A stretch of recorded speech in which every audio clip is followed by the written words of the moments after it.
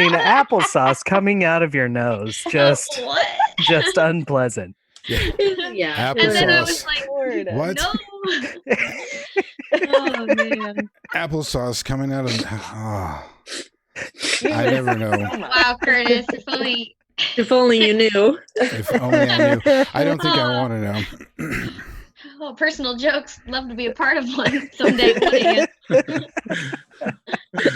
Wouldn't you?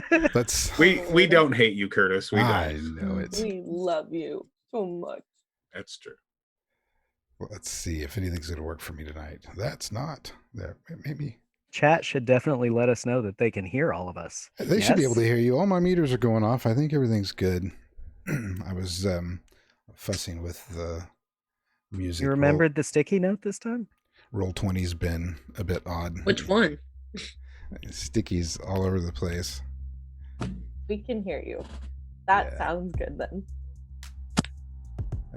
Let's see. Okay. Oh, there's a little bit of music. T-Dorf coming in clutch. He can That'll hear work. us. Theodore, our savior. So let's see. The crossover into enlightenment has begun for our group, and the world they knew just days ago really is no more. Twisted between deals and debts, like the bundles of mortgages shifting hands to hand at the banks on Wall Street, our characters have found themselves facing a multitude of realities, not knowing up from down, reality from nightmare. Harvey Winston put his limits to the test and has seemingly come out of it stronger and obviously faster. What other secrets could he possibly hold? Joel is on the verge of discovering the truth of her parents' demise and to exact her revenge on Hitman number 2. Because that I've never given him a name. It's always been Hitman number 1 and Hitman number 2. You killed Hitman number 1, Hitman number 2. If you can just keep everyone safe long enough to get there. Dr. Kennedy, fresh and full from the shrimp buffet, is possibly in a position to finally put the pieces of the recent events together, and Sasha can only hope to hang on long enough to get through the next few moments where Blythe, young and anxious for what she just knows is her way to find herself and an inner power that she has yet to fully claim. And it is with Blythe that we start tonight's story. Everyone at this moment is a bit damaged, definitely stressed, and not sure what is lie and what is not. And they're all standing in Dr. Kennedy's laboratory, and the doctor, Blythe's ex-husband, Former husband? Yeah. They never got divorced. He's supposed to be dead. Well, he's only former in the fact that he died, I guess. Twice. Two Twice. times. He's pretty dead. Has just walked through the door, and Blythe, the first thing I need you to do is roll repressed memories. Okay. What is that? What do I roll? I believe it Is it is. just +0? Yeah.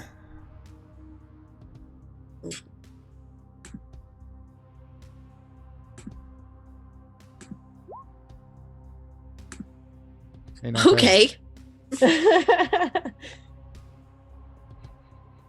Alrighty. I'd All say right. that's better than a 9. That's Yeah. hella better than a 9. What was it? Mine didn't come up. What'd you roll? 17. 17. Okay. Yeah, a 17. That's a pretty good roll for this situation. And it does save you from what would have been a terrible flashback. Your heart jumps when you see him. That you're not spared. And, what are you going to do?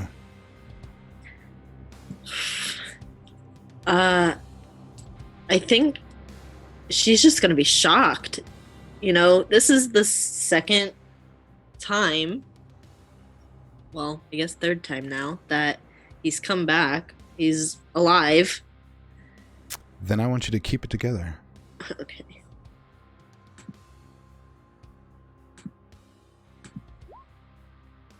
Oh, No, better than a 9. that was slightly better Very, than a 9. Better than a 9. slightly. Very, very slightly.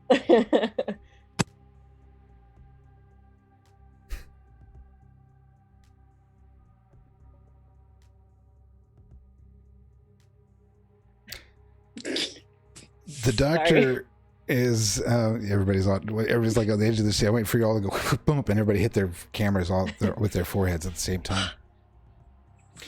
You are frozen in your tracks there for a moment, staring the doctor down, and you get to have your memory anyway. Okay. You are that it's the look in his eyes, and you remember this look specifically. It was the look that you saw in his eyes the very first day he took you home, when he brought you back to that Park Avenue apartment and takes you downstairs to the basement, to the room with the giant mirror. Mm-hmm. And there's that bed in there, but it wasn't a nice one. A bare metal frame, thin mattress, chains hanging loose and rusty from the ceiling. And he sits you on the bed and stands towering over your small frame. And you recognize that this was the room in which you were owned. And then, eventually, after some time, brought upstairs to live a little bit of a better life with only intermittent torture. And you remember his words, and they're coming to you fiercely now from that very first day as it starts to flood back in.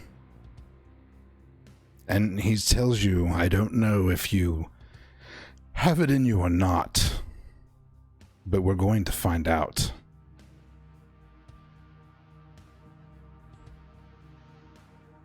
And you remember that he told you the only information that you can ever remember about your mother, when he told you that your mother is inferno, suffering, an eternity of turmoil, and you do not want to ever face your father. So, unfortunately for you, I have you now.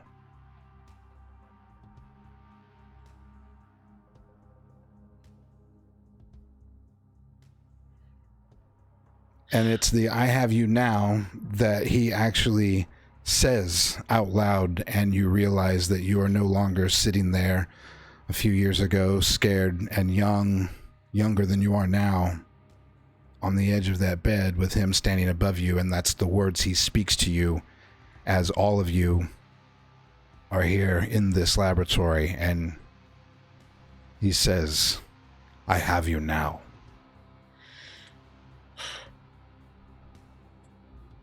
That'll just strike so much fear into her heart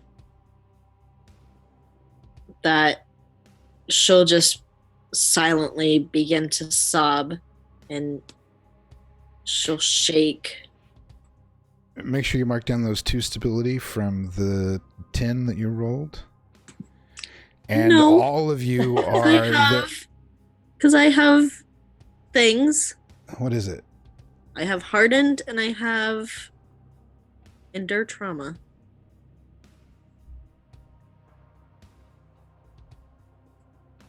Endure trauma. Well, you lose 1 fewer, so you still mark Okay, 1. So I get 1. Okay. Luckily, all of this torture is starting to callous you a little bit. You sense that you're getting stronger. His words don't hurt you as much as they did. At least not back then.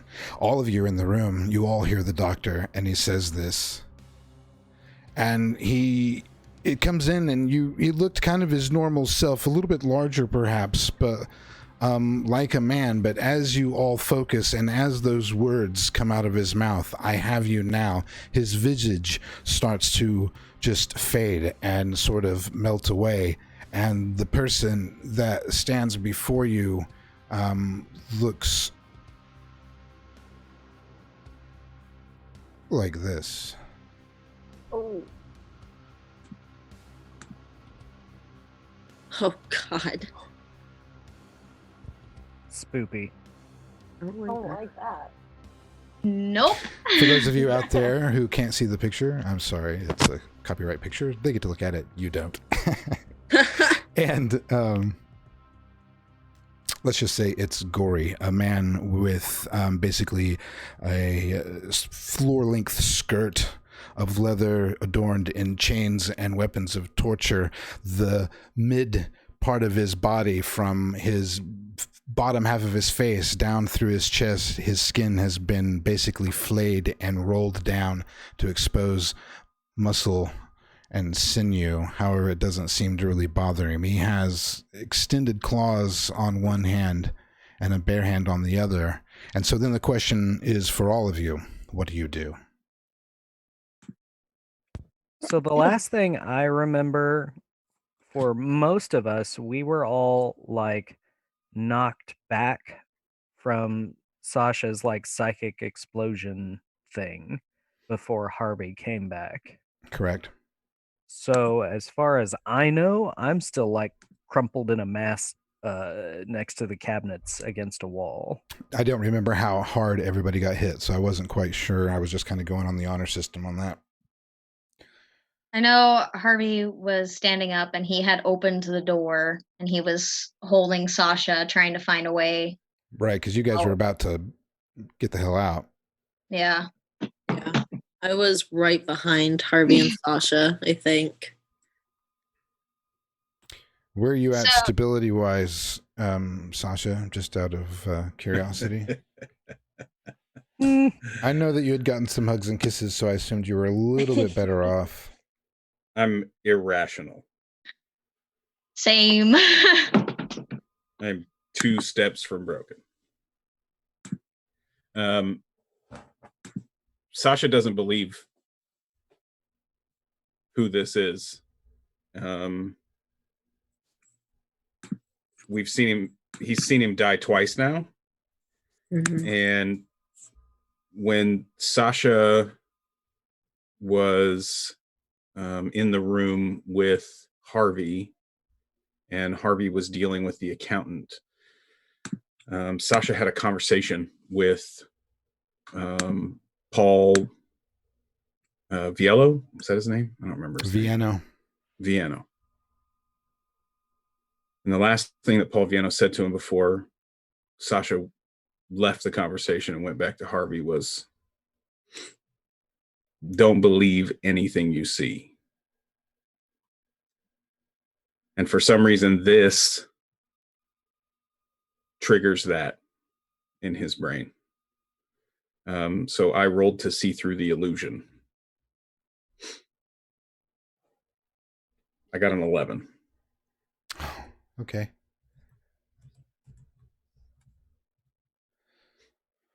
So you want to see through the illusion, do you?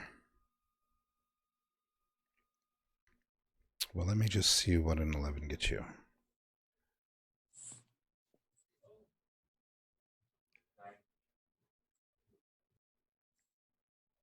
You see reality, but you also affect the illusion. The GM chooses one. Something senses you, or the illusion tears around you.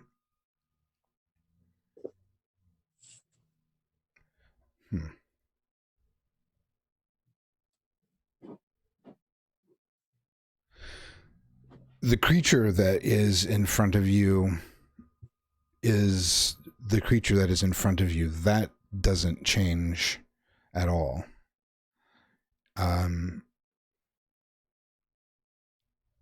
The laboratory around you is not a laboratory. It's certainly not Dr. Kennedy's laboratory. when you focus, Sasha, and put all of your energy into those words and really try to see. You are confused in the fact that the doctor doesn't change, however the room does, and it sort of shifts in and out from being the laboratory to being your favorite place to hang out and watch the sunset, and then it fades back to the laboratory, and then you see splits and cracks and tears that fade in and out. And it's really difficult to describe, except for somebody who has lived in the digital age, is just this sort of fragmenting and tearing as you try to concentrate. Oh, it was briefly a Waffle House. That's so nice, though. Good old Waffle House. The doctor looks at you knowingly. Now Harvey's gonna set Sasha down and kind of like push him back gently behind him. Like,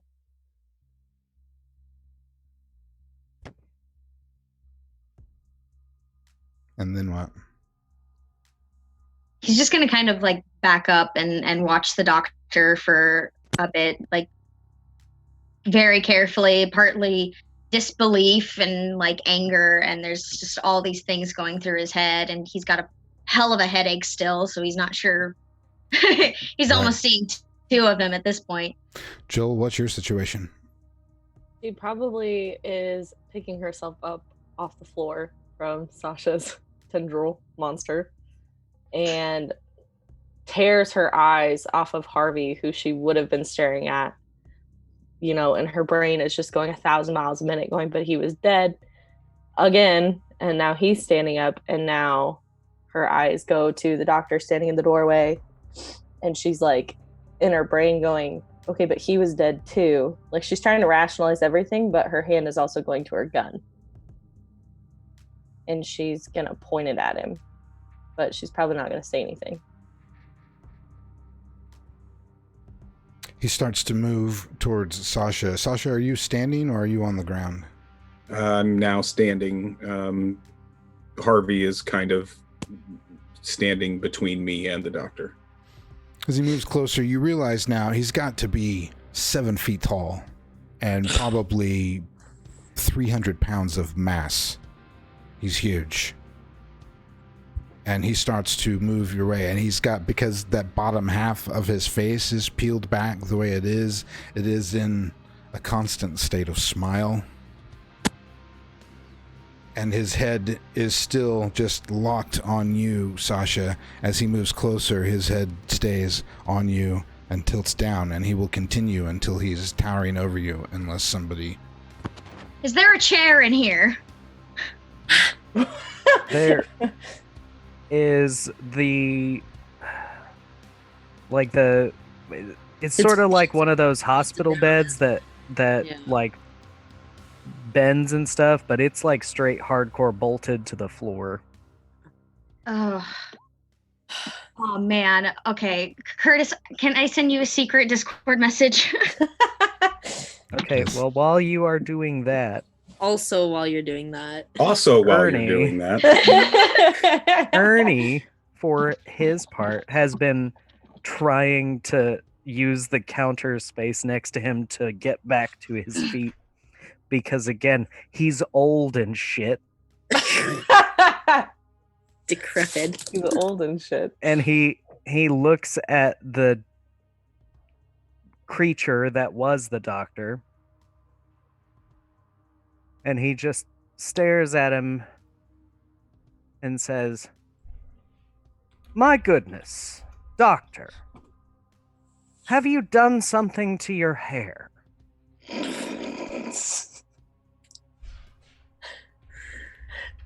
God damn it. You, Also, you seem somewhat taller than the last time I saw you. Sasha's muttering to himself under his breath, and Is there a table in here? I mean, the operating table that I just told you about. That also bolted down. Well, it was the one that I just told you about. It's fudge. I mean, there's like some That's right. of those little Describe the room. it's linoleum floor, white, sterile. The counters are either steel or aluminum. It's some kind of metal. It's hard to tell whether it's soft or not. You would know better than everyone else in here other than myself. The countertops are solid metal. There's some, like aluminum medical implement stations, basically, but they're light. It's not going to be really anything that's going to do a heck of a lot of damage. Tools Or and you could instruments. swing it at a certain 7-foot tall creature's head. Yeah, and you guys probably do notice that Harvey is like, he's taller than he was before, like by a couple of inches, and he was already pretty tall, but he's definitely not 7 foot tall.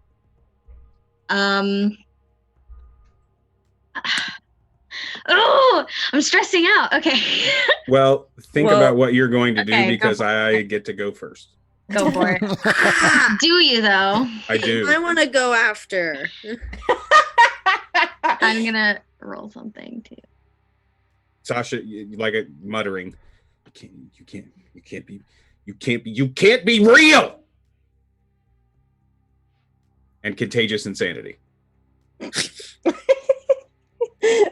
Sorry, that was the cutest way of doing that. And then abrupt. contagious insanity. I rolled a 12, which gives me 1. And as he is an NPC, I'm going to use my favorite thing against an NPC.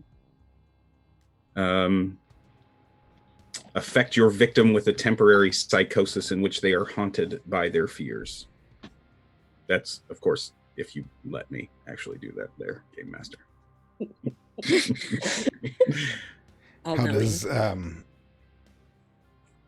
How does the Harvey act under pressure roll for me, please? For the first one.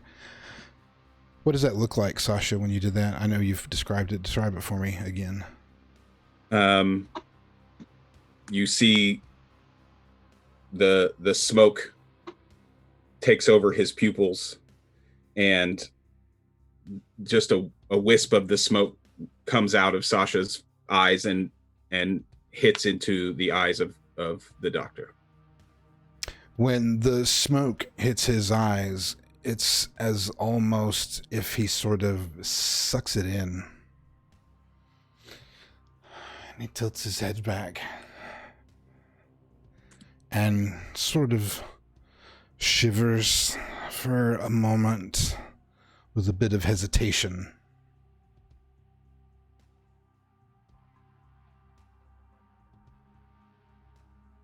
That's all that happens in that moment. Somebody save me. Me. What are you going to do, I Blythe? said she wanted next. Would this count as a monstrous creature? Yes. Oh, hell yeah. Divine. I want to use divine. I want to roll plus soul. Oh, yeah, baby. Oh, hell yeah. Oh my god, it finally worked. I'm gonna cry. Okay. So, one of the things is command the creature and force it to obey your order. Yes. Yes. Well, here we go. Okay. So, she stops shaking. She stands up and she clenches her little fists down by her side. And she walks straight up to him and she pushes Sasha out of the way and she just looks up at him. And she says, "Listen, you have caused me years of pain and torment. And so now you're going to go fuck yourself. And I want him to take any stabby instrument that is around Ernst. And I want him to just fucking slice himself all the way down to his dick." Well, there are plenty of sharp implements available. The doctor Excellent. is stunned for a moment, or seemingly stunned, as he is taking in Sasha's contagion. When you come up and do that, Blythe, you almost see him take a step back, and almost he does. You move him back. It's the first time ever that you've been able to do that, and he does take a step back. When you give him the order, he's looking down at you. It took him a moment before he took his focus completely off Sasha, but he does eventually pull it to you as your commanding voice starts to raise and echo throughout this room. And when you command for a sharp object, his hand has already reached down and pulled this hook from his own waist, and he spins it in his hand so that it is hooked at himself. And starting at the top of his skull, he sort of just kind of hooks it right back behind the very top of his skull and splits the rest of that skin that's on the top of his head, and then continues to drag it down, and you see some of that meat peel away from the bone, and the cartilage of the nose sort of just kind of pulls off with the hook, and he continues to split all the way down until he gets to his abdominal cavity, where it sort of just cuts open and his guts almost spill out. But for some reason, he didn't quite hook that thin membrane that lines the inside of your abdominal cavity. So his guts are still kind of hidden behind this just layer of very thin membrane, but the skin and whatever muscle tissue sort of peels away from his abdomen, exposing all of his chest bones and his sternum and then his guts. And about halfway through that process, after he passes his own mouth, you hear a laughter start to come up from inside of his chest as he continues to cut down and down and down, and the laughter gets louder and louder and louder. And when he stops, he quickly pulls that hook out and says, "You've started to find it in yourself. That is fabulous." And he grabs you and spins you around so that you are facing your friends, and grabs you by the back of your neck and goes to slam you up against the wall. No, he doesn't, because I use immediate interrupt. No, he doesn't do that. Knock, knock. Knock, knock, Super Harvey's here. I want to use my quick ability, and I rolled the 15, so I get 3 edges.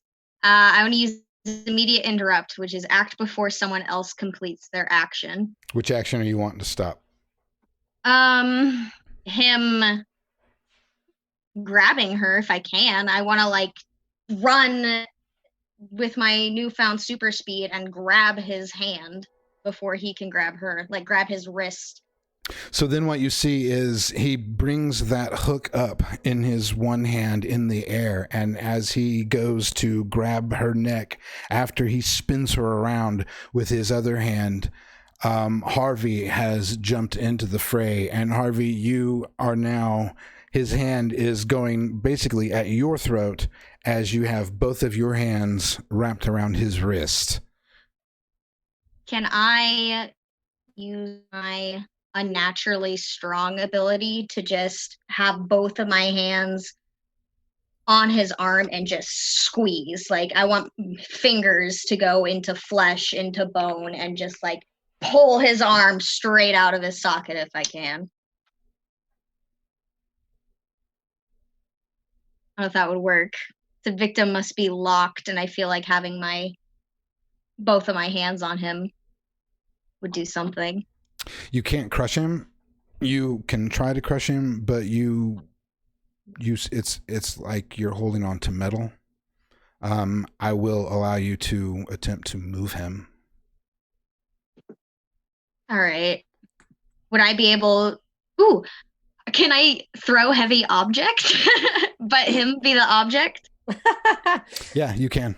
Yeah, okay, I'm going to do that instead then. You see Harvey zooms in front of Blythe and almost knocks her out of the way with the force of the speed that he can't quite control yet. And he locks both hands onto the doctor's arm and squeezes, and then quickly realizes that that doesn't do anything. So then he just kind of like swings him and throws him across the room against a wall Outstanding. I love it. for 3 harm, I think. So, real quick, is anyone like injured especially badly? Not real bad. I've just got 2. You I'm got 2 fine. harm. You're fine. Harvey is 100% now that he's alive. Yeah, I'm A-okay. Sasha? I'm good. Okay. So I want to do 2 things. I want to do 2 things. Because one of my things, of course, will be battlefield medicine. But I consider battlefield medicine my art. And I want to then use Snake Charmer on the doctor. Well, that's new. So what's that gonna do? Snake Charmer. It's on my sheet. Oh, there it It's is. a good one. All right, then let's roll for your battlefield medicine.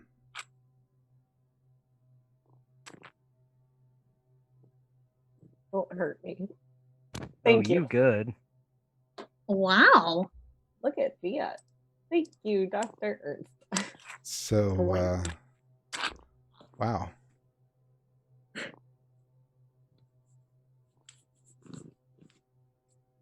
We'll do careful and effective. You stabilize 2 wounds, and they heal much faster than normal. That's what you get. You're welcome. And now roll plus soul for your Snake Charmer. Wow. I see. Everybody's rolling with a mission tonight. Is that it? Just to... I got to catch up on hooks because I haven't gotten any in the last 2 weeks.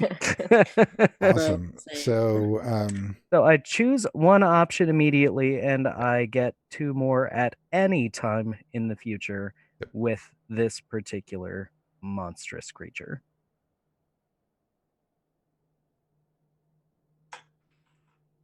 so yeah, what are you going to do? I want to, let's see. I will ask the creature for something that I desire. In that, I want to ask him, what is his deal with Blythe?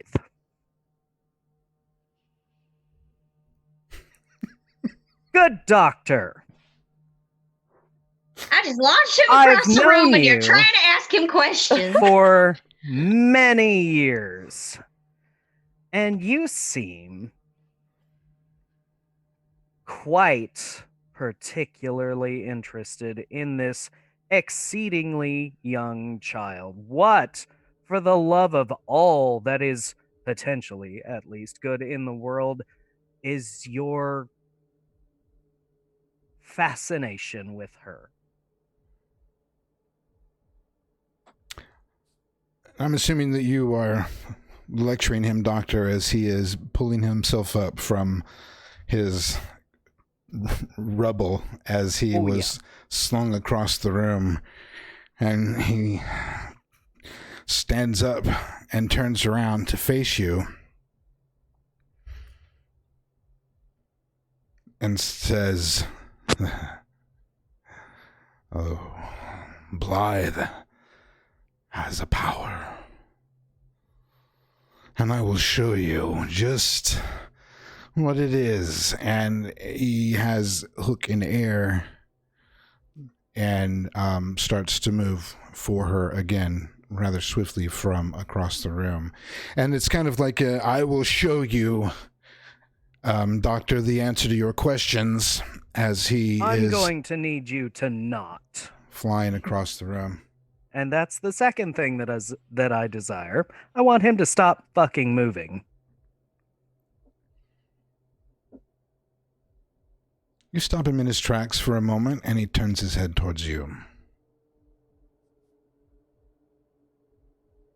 Actions, sure. Words are what we have dealt with. I would say my friend, but I feel like that's far from accurate. Dr. Kennedy. This is going to happen just as it has happened for the last 200 years, and I am done messing with you. Blythe, So- go about your business. Let me deal with this. Just observe as you always have, and you will once again see the answer to your questions.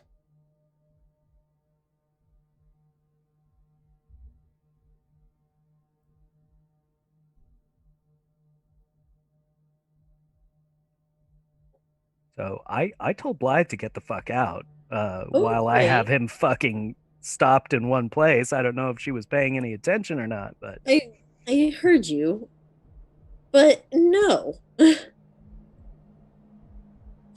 She's always been a little stubborn. I mean, that's fair, but you wanted I to feel go like- look at the statue. I figure if you want to go do your fucking angel shit, that's probably what you should go do. But, whatever. When her husband is back from the dead.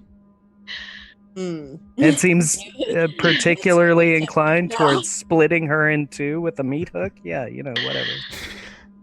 Okay, all right, okay. I'm gonna skeet. You've got that moment, but the doctor knows what you're thinking, Mr. Kennedy, Dr. Kennedy, and I need you to avoid harm to start with. Better than a 9. Better than a 9.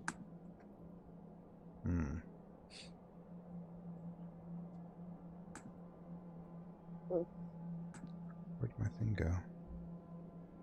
Shit's always disappearing on me.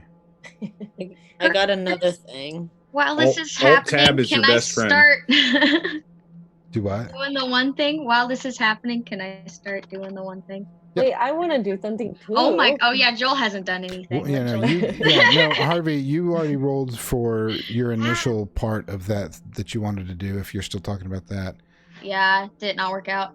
what were you wanting to do, Joel? Okay, so he's like getting ready to hurt Ernie, or has he already done it?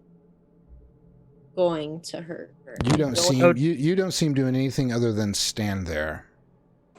First of Okay. all, don't worry about me. I'm good. We're worried about you. Oh, it's the first one on the list. What did you roll? You rolled an 11. I'd like to try and use intimidating. Is what I would like to do. So 2 seconds while I roll that. Better Oh, than that was a 9. 10. So that does what? They run away from you or give in to you. The GM's choice. With a 10? Mm-hmm.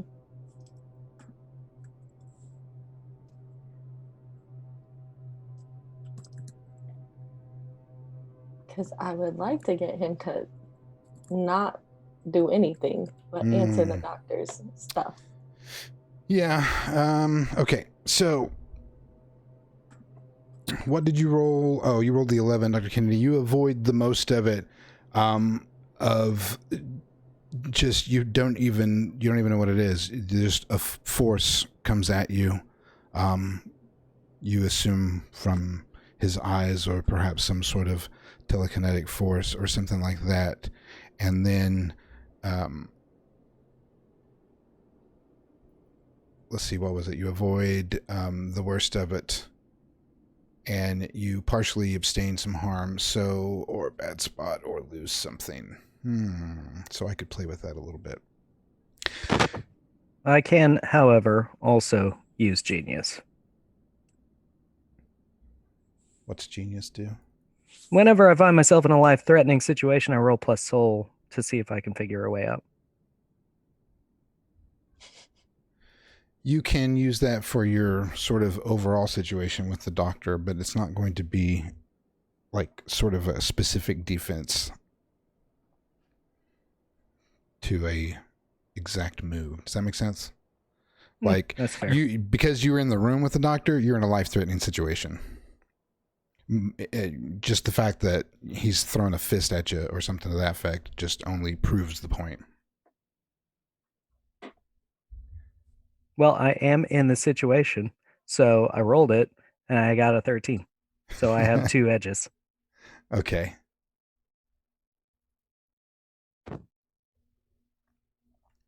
You take 1 harm from. So I rolled a 15 plus on avoid harm for that instead.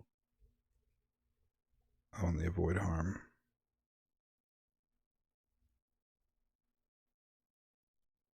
So you don't take 2 harm. Or 1 harm.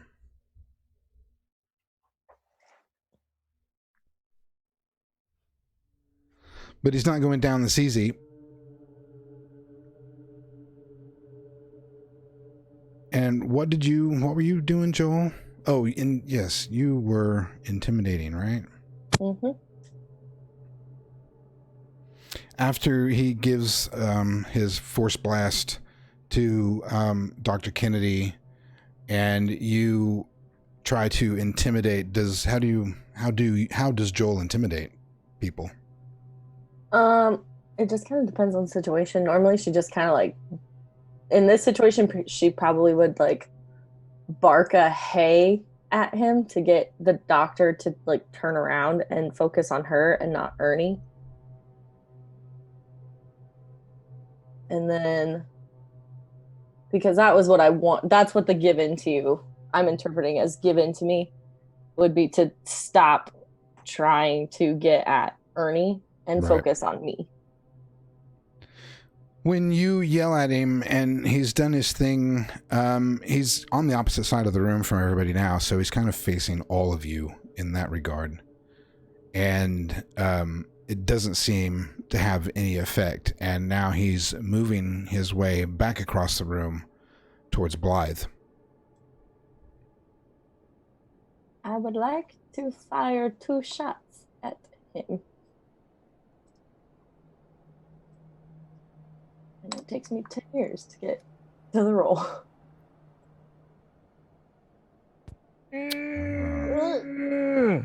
Nice shot.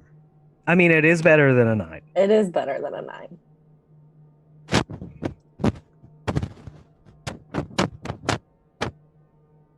Also, Jaylee, nice. On what? Your roulette roll. Oh, thanks. That's hilarious. Okay, so let's see. You engaged in combat and rolled an 11. What damage does your gun do? With an overkill shot, it does 3.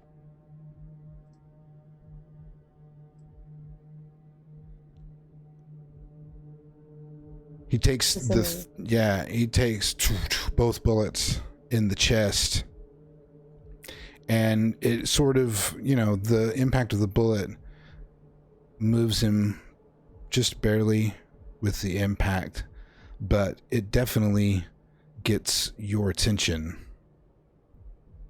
and he starts moving towards you. Would you say this hook is a medium-sized object? The hook is a small. It would be a small object. I think a chair is a medium-sized object. Okay. Was there something you wanted to do? Yes, I want to do something, but I don't want to step on anyone's toes. I'm just so excited about all these new superpowers. Also want to do something, but if Jaylee wants to do something first, she can do something. Well, I feel like it's probably Blythe's turn. Yeah, Blythe can go. Hell yeah. Well, it's actually kind of like the doctor's turn. So Oh. Nah, fuck that bitch. He don't need to go. Damn it. What the hell? Well, send him my way. I got shit to talk to him about. I see. Everybody wants a piece of the doctor. That's all right. Joel, you get the bullets in him, and he moves quickly towards you. Touches you on the forehead. Uh-oh. And you go to sleep. Oh no. Wow. No. Oh no. Wow. Does that That's mean what actually, I was think about it to say, means? that's actually real bad for you, isn't it? That's exactly what I think it means, isn't it? You get to roll about some nightmares. Yes, I do. And I'm not happy about it. Nighty night, princess. Yeah. So I need to roll a +0, but I have a -1, so put a 1 into the modifier. Oh, I don't like this. Ugh. 9. That is a 10. 11. Nightmares torment you because you may make a move for your nightmares. Yeah. So you are asleep for the moment. Everybody else sees Joel crumple to the floor.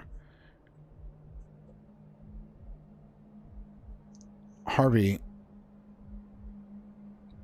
what was it that you were working on? I want to get that hook out of his hands. You weren't going to throw something? Or were It's you attached to him. Well, I was working on throwing something, but I wasn't sure that I was able to. That's why I messaged you.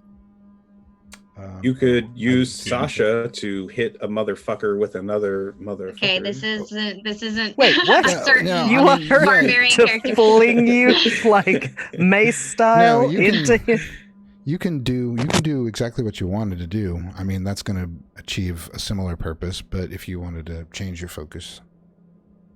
Yeah, I'll do what I was doing then. Okay. Do I need to do the first action, or did I already do that like while they were? You already did that. Just go ahead. Okay, Yeah, you cool. can do it. Just describe what happens. So Harvey launches this motherfucker into the wall, and he stumbles around a little bit, and Are you throwing looks him or the table? no, I threw the guy. I'm just going back. I'm going back Oh, to okay, the okay. character action, Curtis. And he takes a moment, but as soon as he sees, like, he goes over to the table and he like messes with it and tries to lift it up and sees that it's bolted. And while the doctor's like advancing on Joel, he starts panicking more and rips the table from its bolts. And Joel goes down and he does the same thing where he just like, he's struggling and he's got like these veins in his neck, but he picks this table up and and like there's something else that happens with it. It's not just like his muscles that pick the table up. It actually lifts of its own accord, and he actually lets go of it and it's floating, and with a launch of his hand, the table goes across the room and slams into the doctor. The table hits the doctor and it knocks him back. You can almost see the table kind of bend around him, just barely. It kind of crinkles the table in the center, and it does move him, and he turns back around and rather quickly makes his move towards Harvey. Somebody else want to take an action? It's you, Blythe. I'm muted. Yeah, I do. He's going for Harvey, but if you was something that if you have a whale. Part of my divine. So I got 3 options because I rolled so well. Mm-hmm. It says I can soothe an aggressive creature. I want to do that. And I want to go up to him. I want to give him a hug. What? No. But no, I want to hug though. him. I want to hug him. But, okay, But but also no. I have to. But also I'm gonna roll something else. because we'll see. We'll see if it works. Okay, so you go to soothe. What was the other thing you wanted to roll for? I'm gonna roll for ice cold. Okay. I feel like this is a violent situation.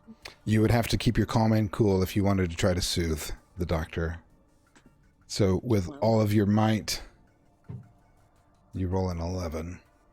That gets you 2 edges that you can spend at any time. Okay. Move, snatch, maneuver, put someone else in a bad position. Yeah.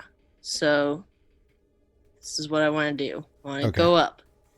I want to hug him and just start like whispering all the things she used to say to him, you know, to make him feel good, to boost his ego, whatever, you know, all that bullshit, toxicity. And she wants to snatch his hook while she's doing that. Okay. So this all kind of happens rather quickly because you're going to have to move up on him because he's not really paying attention to you. He's paying attention to Harvey. And as you start talking to him to get his attention, he senses you, but he doesn't lose his focus on Harvey, and he'll turn his head towards you, Sasha, and give you his full attention. Not Sasha, Blythe. As you are talking and doing your thing, but you notice that in his other hand, he's still reaching out to grab Harvey. Right. Harvey, you get grabbed by the doctor and lifted from the ground. And then he throws you straight into Joel, No. who is crumpled up on the floor. Dr. Kennedy, I want you to roll to see through the illusion. Sasha, you can make the same roll if you would like. I didn't land on her, did I? Breaks my arm while I'm passed Oh my out. Dr. Kennedy and Sasha, the only reason I'm not having you roll Blythe is because with your ice cold, you have to kind of maintain your focus here for just a moment while he does this action. Because he's looking at you. He's not looking at Harvey. He's not even really paying attention to where Harvey lands. But with exact precision, Harvey hits Joel.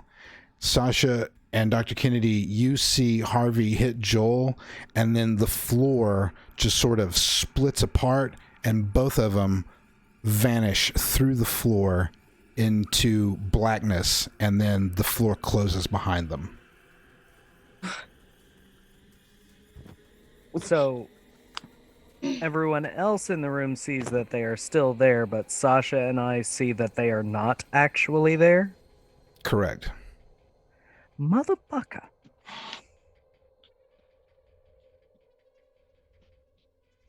If Blythe was to look over at this moment, she would see a pile of sleeping bodies.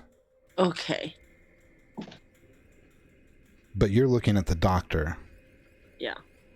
And you have his attention, and for just a moment, he pats you on the back as you come in and give him a hug as his open body is just oozing blood and goo and sticky stuff onto you as you press yourself up against him.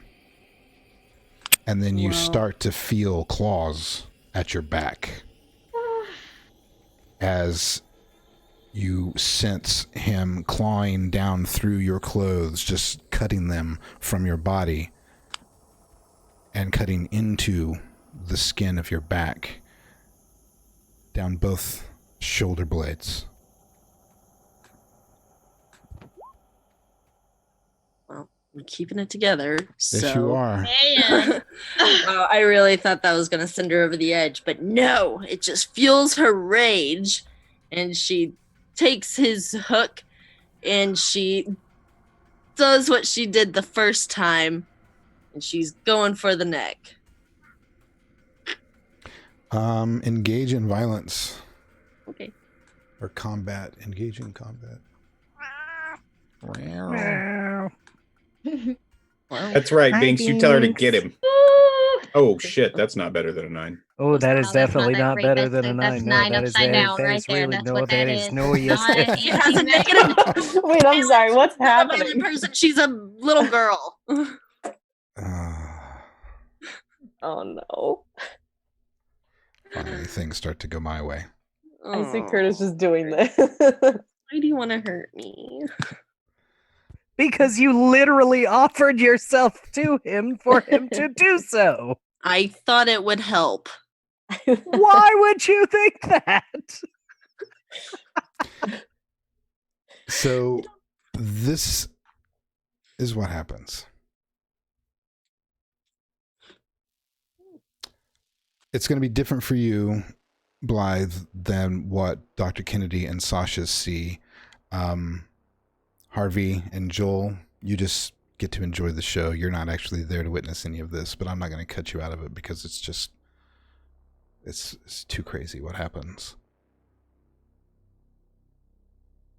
Dr. Kennedy and Sasha, unless you do something, I'm going to keep you just sort of in your state of shock. Let me make a roll first, and then I'll decide. In trying to do something. Oh, keeping it together, 14. That's pretty good. So here's the process. You see the doctor begin to do basically the same thing that he had done before, except instead of pinning Blythe against the wall, he has used these claws in his hand and has cut her top down the back, exposing her bare back. As his other hand is holding her now against his body. So with Joel and Harvey disappearing from the room, and Sasha knowing what little he knows about the doctor and Blythe, and all of the things that he has done, plus the fact that I take -1 to my stability for a 14, and I'm going to choose angry, and that -1 sets me at unhinged.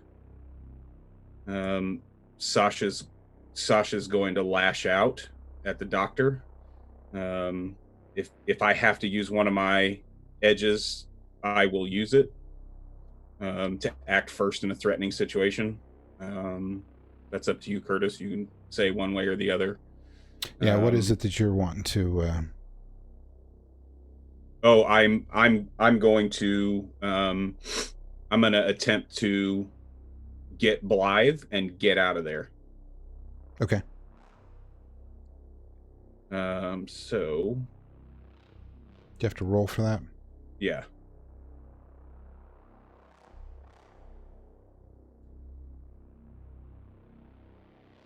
Where is it? There we go. And Dr. Kennedy, if you wanted to prep something, if you have something, a 10. So Daredevil, and I'm gonna kind of. This gives me 4 or 10 gives me 2 edges. I'm gonna kind of flavor it, and I'm gonna use both edges at the same time. Okay. To get the jump on them, but instead of harming, I want to get Blythe, and then I want to avoid an attack and get her out of the way. Will you? Is that something that you're okay with? Flavoring it that way? Yeah, I'm gonna let you go to do that, but I want you to avoid harm for me.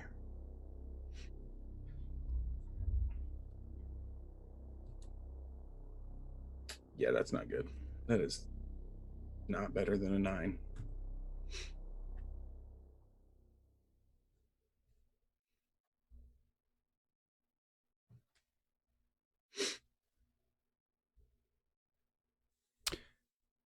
You make your move, and get up there, and before he can continue on, you see what he's beginning to do as far as damage to Blythe. And you make your move, and you are able in that moment with your first couple rolls that were halfway decent, achieve your purpose of pulling her away from him for the moment. But he gets a hold of you. I want to use my last snake charmer to stop him from doing that. That is what I desire. You can stop him from killing Sasha, as he's still got a hold of Sasha, because it all kind of happens like that. But you get Blythe pulled away from him. Now he's got a hold of Sasha. Doctor, you've gotten him to stop for a moment, which will allow somebody else to make a move if they like. So the way that I do that is by saying, leave the boy be. You've already accomplished what it is you want. It's going to happen now, regardless of what you do. Let the boy live. He turns his focus towards you. Sasha, he's holding you, but he's not squeezing. You feel just enough strength to let you know that he could. Like that. But his head turns towards the doctor. We've been through this. Over and over. Just let me get my wings, and I'll be gone. I have been tempting them out of her for years, and they're mine. I bought them. I will have their power. They're coming out regardless. I'm not waiting for the ascendancy. It happens now. But is that true ascendancy? She's going to come into them regardless.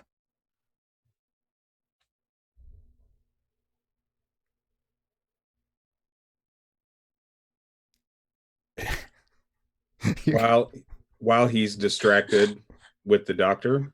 Don't debate me, doctor. Yes. Sasha unleashes inner power. He Yes. against the doctor. It's just this, instead of it being the tendrils this time, it's just this focused, thick, almost beam of the smoke that just you see it kind of, the air kind of boil up around him and the smoke comes through him and straight out and slams straight into the doctor. What is that? 2 harm? Yes.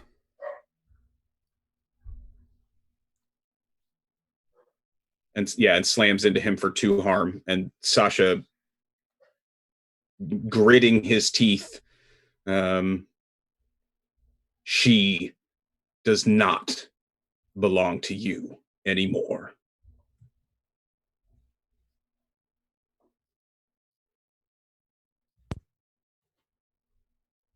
Does that break the doctor's grip? That does break the doctor's grip. Sasha, get her out of here!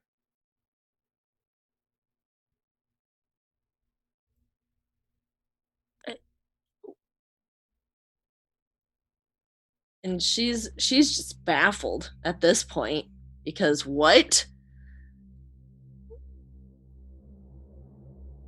What do you mean you're gonna get them out of me? What do you want to do with them? Let's go. Do I need to roll Daredevil to make a move, or can I just grab her and get out of the room? Well, you already had her. Well, he got her loose from him. And then he got himself loose from him. The Yeah, doctor. and she's a tiny 100-pound 15-year-old girl. I'm 16. Get her the fuck out of here. I'm a grandmother. Yeah, I'm gonna grab her by the hand and just try to run out of the room. She like goes with him, but like turns back and like looks at her husband, and looks back to Sasha. What? Get to the statue. Get to the statue. Okay. I'll keep him. We'll keep him at bay long enough for you to get there. Get to the statue. I don't want him to hurt you. Go. And she'll look at Sasha one last time with like tears in her eyes, and then she'll just turn and run. She runs out the door, down the stairs to the statue. Sasha will turn after she's taken off running. Sasha will turn and come back into the room. Damn it, Sasha! I meant for you to go too. As that sort of happens, and when the doctor starts yelling at you guys to run, you get the doctor's attention, and he's coming at you, Ernie, rather quickly. And that's when Sasha has his moment to get Blythe through the door, and I need you to avoid harm. No, I don't. No, thank you. Oh, Chris, you're such a little smartass. No, I don't. I mean, I still have one more genius plus 15. He's 15 going plus avoid harm. Yeah, he's coming at you with a hook in hand, ready to tear you apart. Yeah, I know. I have still one more edge. All right, so for what a are you doing? genius. Go for That's it. my quick thinker.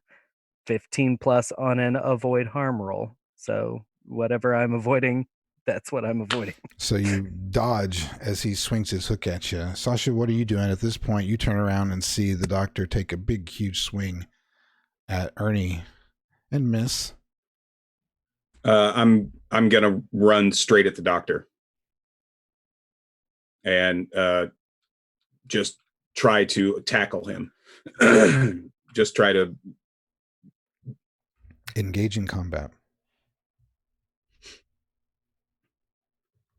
Sasha isn't thinking very straight.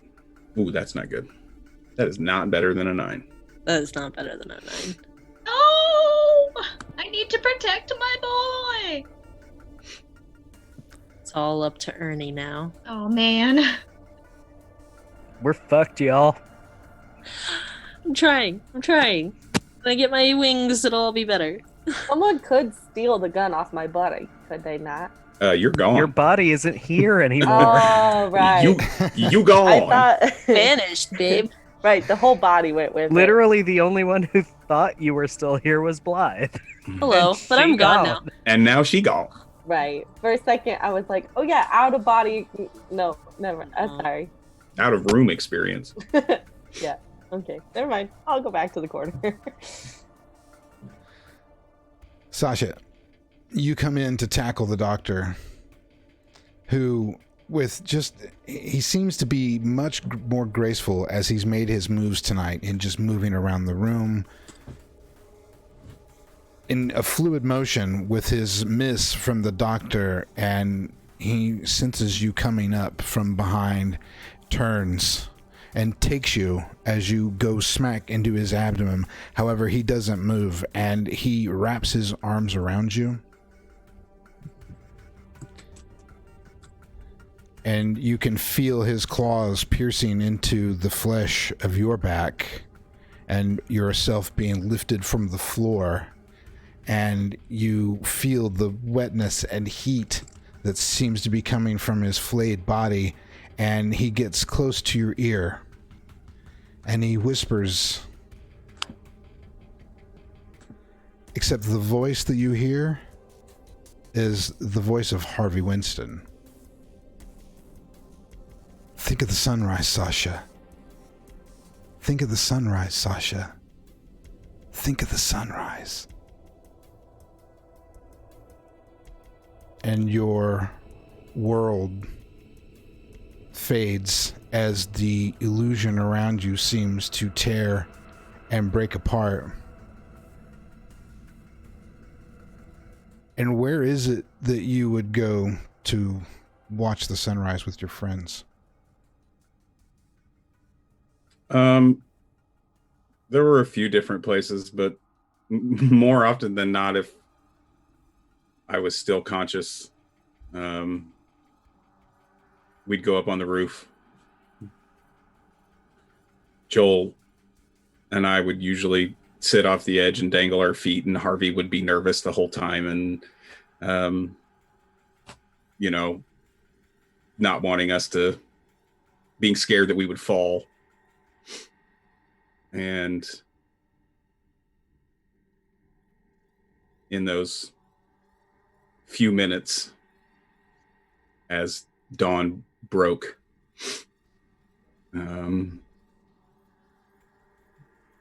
maybe some of the only peace that Sasha ever had.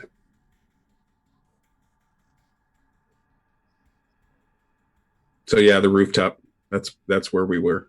Sitting on the edge of the rooftop with Joel. Joel would dangle her feet with you. Harvey, when you guys were in that particular scene and you were nervous, did you pace around behind Sasha and Joel when they dangled off, or were you like right behind them, you know, like within grabbing distance to just in case, or did you stay away from the edge? He'd still be close to them. He'd probably just sit like a foot or so behind them, cross-legged. Sasha, that's where you are at this moment. Your moment with the doctor seems to go away. The world around you changes. You don't know what it is. You think this is just your happy place. And for some reason, you are forced there. And immediately, you feel relief because you don't have to, man, the doctor's gone. Whoa. Was that just a trip? Have I just been tripping this whole time? What the fuck what was all that? You're just sitting on the roof. There's the sunrise, the best that you've ever seen. You can hear Harvey behind you saying whatever it is that Harvey says, scratching on the top of the roof with his finger, mumbling about whatever it is, and Joel mumbling about whatever it is. And then something kind of grabs your attention. You don't think much about it because it's happened before that you guys have been up here and some other person has come up to the rooftop, and you can kind of hear those footsteps behind you. These footsteps from behind you of somebody else, but you don't think nothing of it because everything's perfect. It was all just a dream or a bad trip or I don't know what, but for the first time in days, you feel happiness and security and everything is as it's supposed to be until you hear Harvey kind of stumble on his words for just a second. And as you turn around, you see this horrific creature of a giant man whose flesh has been flayed from his body and has lifted Harvey high into the air and flings him over the edge of the building. And as you are caught in your fear, he steps towards you, and with this toothful smile of this meaty flesh, his hand reaches over and shoves Joel off the edge of the roof, and you can hear her scream. And then from down below, the smack of flesh and bone on pavement. And I want you to roll me your keep it together, but you are at a disadvantage. So even more than I already am? How many more minuses do I get to this roll? What are you at now? -2. There's a -3 now.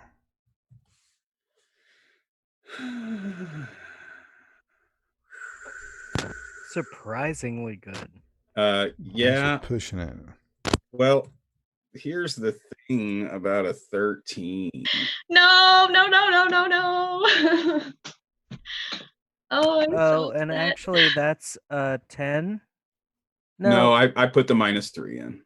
well, yeah, but that's it's a net Yeah, it's a 0. 16. Okay. Yeah. Yeah, ultimately rolled pretty well, but you still lose 1 stability. I still lose 1 stability. And I don't. That's all that I had left. This moment Sasha's broken. This moment was real for you, Sasha. Seemingly. I can't that stop moment- my knee from shaking.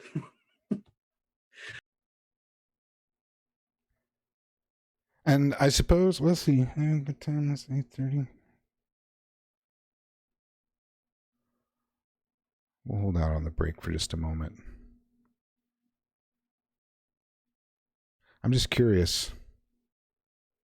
What do you do? I think that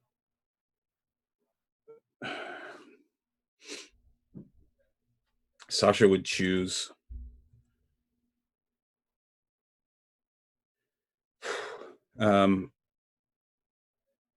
this overwhelming sense of guilt comes over Sasha.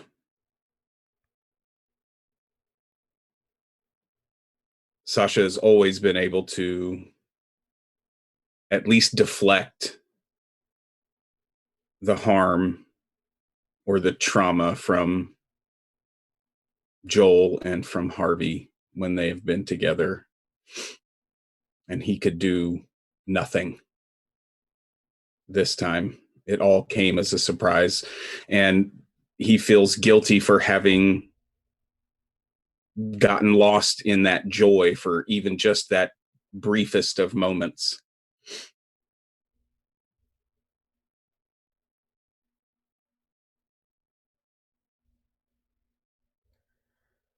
And he's going to turn and he's going to jump himself. When you turn to jump off the building, the weirdest thing goes through your mind.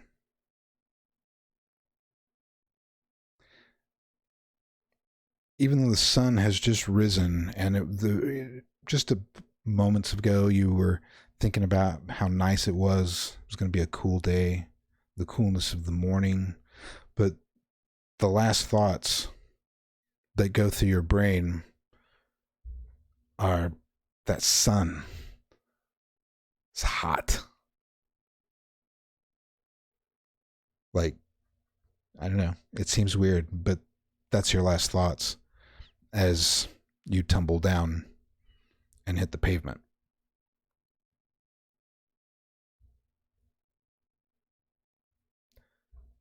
Joel and Harvey,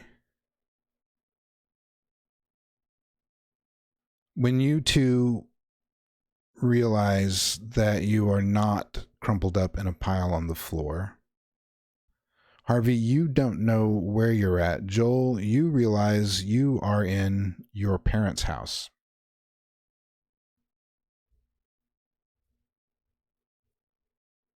And the both of you are just outside the door to your father's office.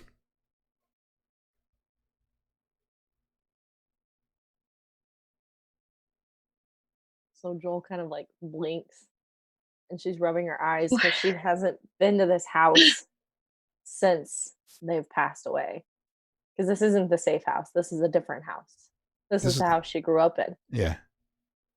And so she's like looking around. She's in shock. She's like staring at Harvey for like 0.2 seconds. And then her eyes train on something else. God, fuck. Where are we now? Joel, do you know what? God, I had him. I could have. We gotta find a way back. Are you okay, Joel? Um, um, and you can see that she's clenching her parents' wedding bands really hard in her hand. This is the house I grew up in. I haven't been back here since they passed away. I mean, I just um and she like reaches out and she touches a wall to like see if it's real. And then she touches the door. Yeah, you touch the wall, and when you reach and touch the door, you hear the bass of your father's voice talking to somebody inside the office.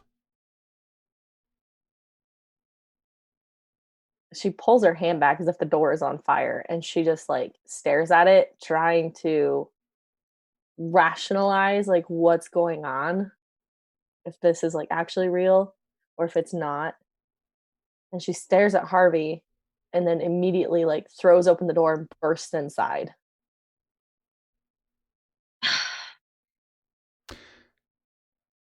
There's a woman sitting in the chair in front of your father's desk. Your father is sitting behind his desk, and he's in his white doctor's coat.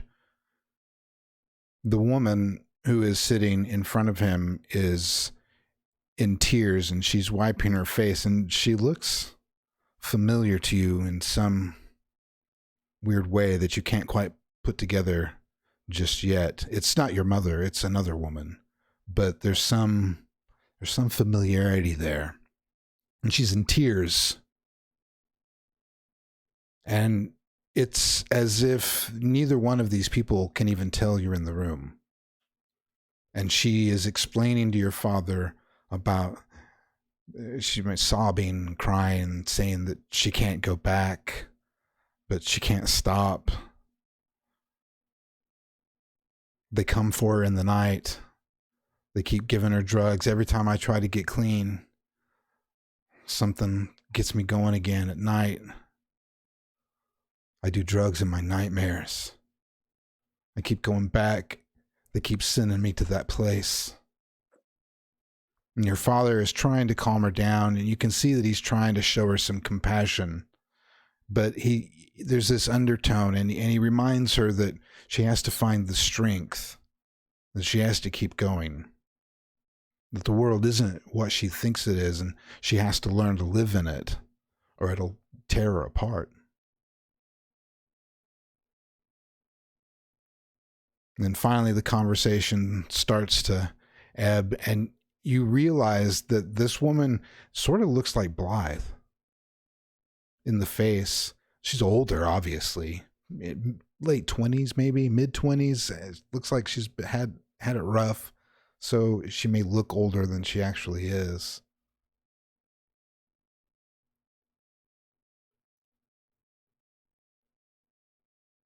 Joel, Harvey like, would have followed her in too. Sorry. no, you're okay. Joel just immediately starts bawling and is like sobbing. And she's like running around over to her dad and she's like screaming, "Dad, Dad, Dad, it's me, Dad." And she's just like, she's kind of breaking down a little bit. Jo- Why don't you roll Jojo, keep it together? Go ahead, Harvey. he he can't he can't hear you. This is something. And Harvey, he steps around and tries to go comfort her. Like he goes over and he like sets a hand on her shoulder and gently tries to pull her away from her father, and his other hand reaches out to try to grab her hand and just hold on to it. And he's like bending down, like looking, trying to look for her eyes to make eye contact. So, Joel, Harvey can get your attention and pull your focus away from the situation. Hey, this I know this is hard, but this isn't real, okay? He looks so real. and alive, and You know, When you look back, Joel, you break your focus, you talk to Harvey for a second, and you look back at your dad, like, just look. It's different this time. Same office, the same dad, but he's younger, a little bit younger. And he's not in his white coat anymore. He's in his military uniform. And the woman isn't the woman anymore. Sitting in the chair in front of him is a young Joel, probably 9 or 10. Your father's sitting at his desk in his uniform, but he's crying. Like it's too much. You've never seen him that way before. And in his sobs, he tells you, I know what's coming for you, and there's nothing that can be done. And he looks up at you with his red, bloodshot eyes. And he says, they're going to use you, and you have to let them. I just hope you find the strength to control your eyes and your emotions.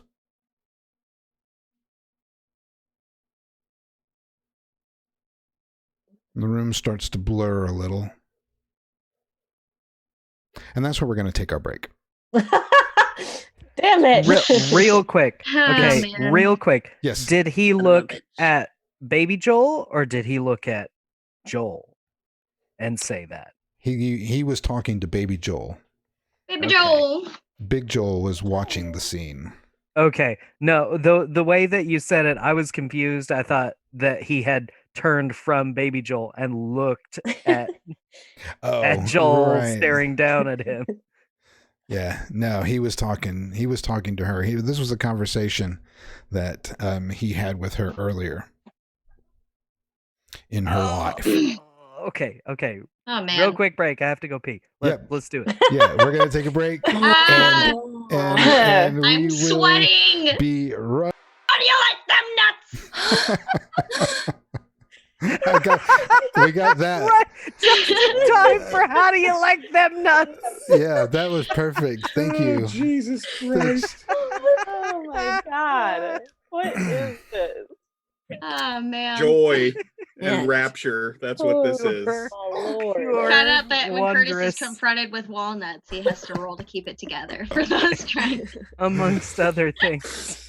Welcome back to our horror series called Divinity Lost. Where the walnuts come and take Oh, over. Jesus Christ. So, yes, All right. that's what happens during the break after I've stressed everybody out for an hour and a half. A little tension relief. Oh boy.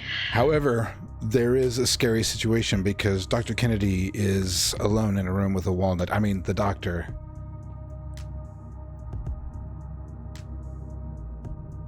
You're the one that's scared of walnuts, Curtis, not us. Yeah, I know. You can't do it. Rack those bitches and throw them down my throat. Stop. Do not say those words.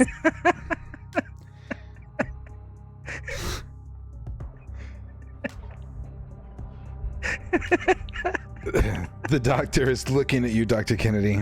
Okay, so he pulled Sasha into a bear hug, whispered into his ear, and then what did I see? Because we saw, obviously, what Sasha saw. Yes, you saw nothing else other than that. It's just a brief moment. You see him bear hug Sasha, whisper something in his ear, and then he just lets him go. Sasha slumps to the floor. And then he turns to you.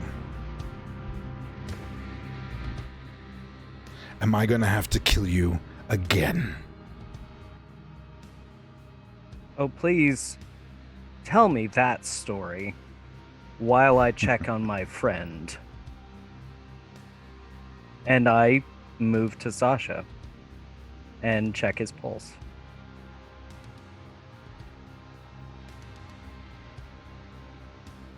You choose to do the weirdest things sometimes, Chris. It drives me absolutely crazy. Welcome to being the GM.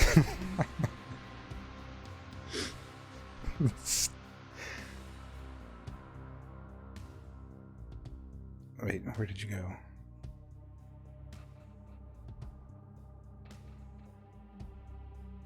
So you just ignore him, Essentially. essentially. I mean, I was entirely serious. By all means, tell me that story while I check on my friend. Oh, I knew you were serious about that, no doubt. I knew you were serious about that. Roll to avoid harm for me.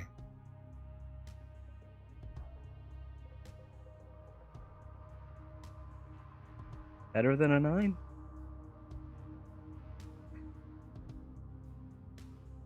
It is better than a 9.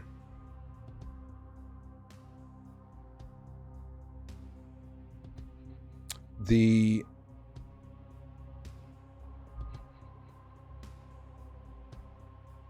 doctor reaches out and grabs you as you get close to Sasha. And as you are looking at Sasha and getting closer to him in that moment before the doctor reaches out and grabs you, taking in a visual assessment of Sasha, he is pale, lifeless. You see a trickle of blood coming from the corner of his mouth. It's sort of pooled on the floor below him, and another one coming out of his nose. And when the doctor grabs you, the world around you suddenly changes. The walls to your laboratory disappear. And it is as if you are on this giant stone platform, and the landscape around you is what Ernest can only describe as a hellscape. Rock, fire, no sun, no moon, sky above you, sparks, darkness. And this room is suddenly all of the walls from the entire place that you were in. You can see out in front of where your laboratory would have been, the stairs and the ledge and everything where you would have come up. The stairs down where the people, it's as if all the walls where you were disappeared and the surroundings changed. Sasha's gone. You don't see any other people. Where did he grab me? On your shoulder. Just as you passed by, he reached out with his right hand and sort of like just gripped your shoulder. Sure. And it's not So painful. I'm looking down at the spot where Sasha was, and he's gone. The landscape has changed. Yeah. And I look up. Did you kill the boy?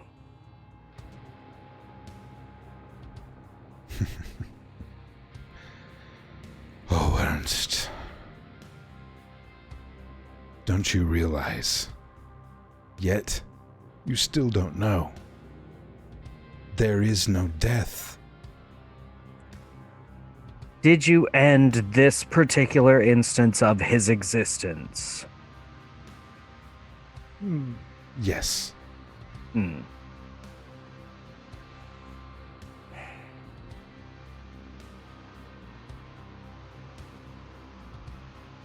Still, it is a shame. You all are so naive still, even after all this time, Doctor. But you know what? I have you in Inferno now. You treat the limited existence as though it is purposeless. And I think that is your biggest fault.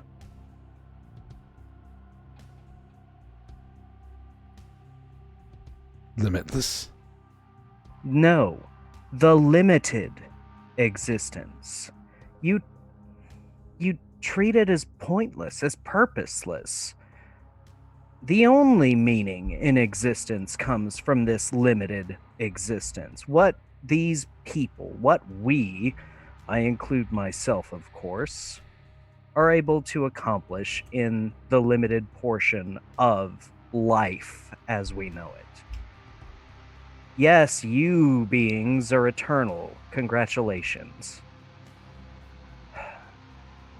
That doesn't diminish what we can accomplish while we are alive. No, I understand that, Dr. Kennedy. My only purpose in my own existence is torment. That much I've learned. How long have we known each other, Doctor? In my individual existence this time. We've known each other a long time, Doctor. I'm sure. But I'm actually asking about this time in particular. I don't know. How long you guys known each other? like 20 years or something like that? Through your professional careers, yeah, more or less? Right. Thereabouts. About 20 years. At least a couple of decades. And what have I been able to learn this time around that I hadn't in a previous incarnation? Oh, you've learned much, Doctor, and you're about to learn a whole lot more. I mean, that's my entire purpose in being here, isn't it? Yes. And here's the best part. I'm going to clue you in, just so that you have something to look forward to. When you are done here, we'll be right back where we started.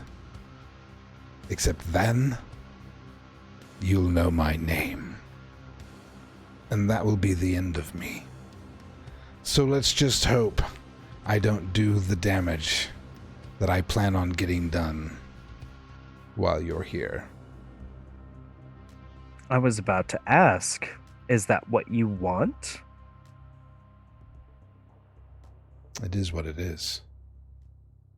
It is destiny. It is my fate. I made a sacrifice. I have you in Inferno now for 100 years. At the end of it, you'll get my name. And when you come back after 100 years of torment, we'll be right back where we started. With your friend lying dead at my feet.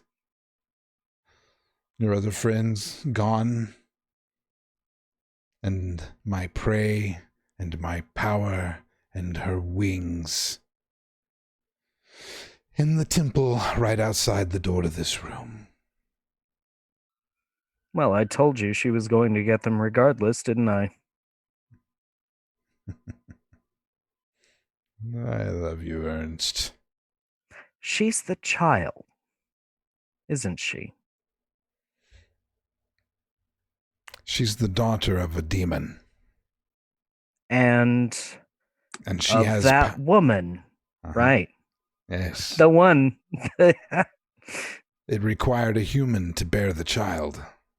I need the child's power. I will get that power once I have her wings out.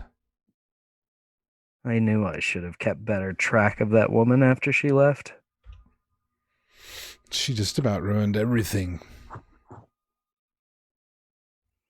What happened to her? She disappeared. She stopped showing up.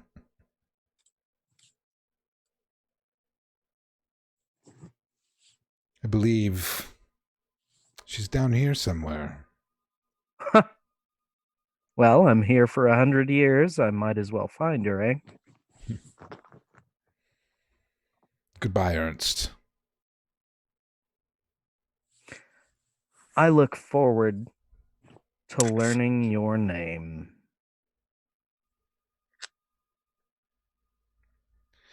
And you do. And you are in Inferno 400 years of starvation and thirst that never ends. However, you are Ernst, and you suffer through, and you muddle, and you still seek out and find places and explore and get information just as you would, because you realize soon that no matter how much you suffer, you're not going to die. And he already told you the end game. So while you suffer and toil around hell for a little while, we're going to cut back to Harvey and Joel, as Harvey seems to have been thrust with Joel into her nightmare and has to somehow live this nightmare with her. The last scene in your dad's office, you were witnessing him having a conversation with little Joel, 9 or 10 years old, I believe, when everybody might have still be calling her Joelle back then. I'm not sure is the history of the name. But that scene started to fade a little bit. It started to get blurry, and you notice you've been through so much weird shit over the last several days that you are beginning to get numb to some of it, as one might expect. And you hear the door to your dad's office open. And the world around you sort of just starts to vanish, but the person who has walked into the scene is real, and it is none other than Hitman number 2. No name, Hitman number 2. And in the suit and the makeup, gloved hands, and a pistol with a silencer hangs straight down in his arm at his side. In his hand with his arm at his side, not in his arm. With a big shit-eating grin, looking at the both of you. Your dad has faded away. The office seems to have faded away. There's not really any surrounding that is of import, because the only thing that you feel is surrounding hatred, the emotion of having just seen your father and now your father's killer.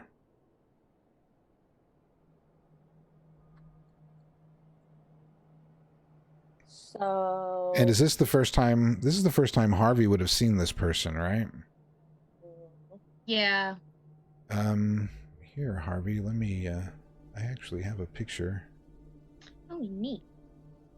If I can remember where it is. I mean, he sees weird figure holding a gun, and he's immediately on edge and looking over at Joel because he recognizes, like, this is kind of her thing. That he's yeah, he's confused. I mean, I'm sure he's heard about these men, but I don't think Joel ever really went into detail. No, and I think you would have enough body language pickups to realize that this is somebody that she's obviously got massive issues with, because I mean, she's just standing there and she is livid. Like, her hands are clenched, her jaw is clenched to the point that there's probably like a vein popping out. Like, she's pissed, and her eyes are harder than you've ever seen them, no matter how many times. And you have even seen her do the deadly stare at people. Like, it just, this is something completely different. And she wastes no time in like snarling. Like, it's just a noise. Like, there's no word to it. She just like makes this really horrible like growl sound. And if I can, I'd like to grab him by the throat. Engage in combat. Wrong page.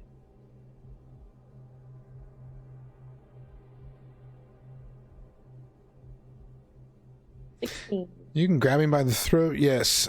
He's rather stout person. So I mean, you get a good grip on him, but you know that you're not gonna like, you're not gonna do any damage, but you've got a hold on him. You certainly have his attention. Okay, so she like snarls in his face, and she's just like, "What the fuck are you doing here? What do you want?" Turns out you're being just a bunch of pain in the ass as your parents were, and now I've got to take you out. Thanks for being easy to find. But I got to get you done before Kennedy gets back. Okay. Do I have any guns and or weapons on me? Yeah, you are as you were. Yes. So I'd like to take my knife out, my trusty old knife, and I'd like to stab it in his neck. That's exactly what I would like to do. Engage in combat. Or actually, give me a act under pressure.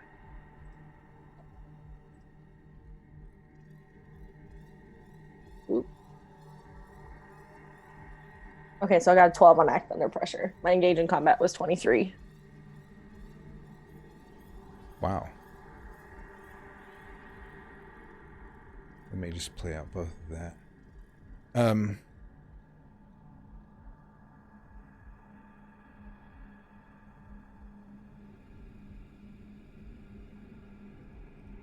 Okay, so what were you wanting to do with your knife? What were you... Describe that to me again.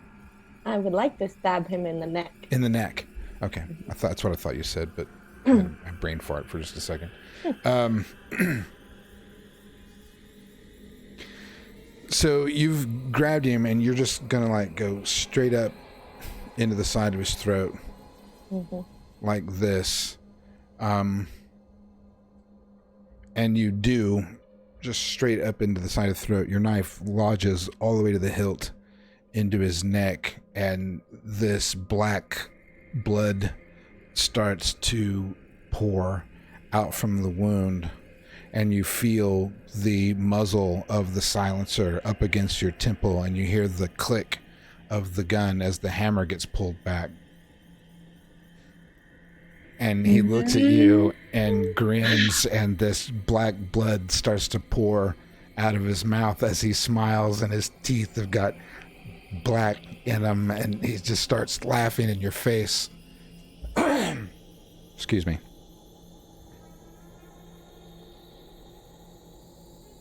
And then he shoots you in the head. No, he doesn't. There's been a lot of that tonight. Because I have super speed and I rolled 17. If the GM would allow it, what are you gonna I do? want to use my reflexes again to act before he can complete his action. Okay. And would I be able to use my telekinesis as my action? Yes. I want to launch that gun out of his hand and scatter it somewhere far.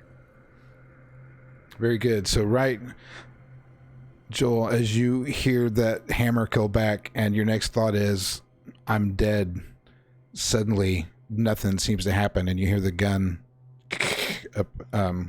just sort of fall off. There's no walls or anything at the moment. And Harvey's gonna run up to her side, but he's not gonna do anything more than that because, like, this is her battle. But he gets the gun out of there. Okay, so you've just pulled the gun out of his hand and thrown it? It's gone. Yeah. Okay. With mind bullets. It just flew out of his hand. Just. Okay. I want to use rage. I would like to rage. I would like to just rage. I would comment. like to You may rage. awaken your inner rage. I lose 1 stability and I mark 1 rage. Every time you get a wound and every time you defeat a foe, increase rage +1. Rage lasts until the end of combat. During combat, you send 1 rage to choose. Okay, so I get 1 edge automatically, right? Yep. If I read this right? Yes. Okay. So I'd like to use brutal assault. So that adds 1 harm to any attack that I do. Okay. I'd like to whip out my gun. And I'd like to plant. Oh, hold on. Let me look at the gun thing really quick. Like to plant 3 shots into his head point blank. Do you leave the knife in his throat? No, I pulled that out. It was like a.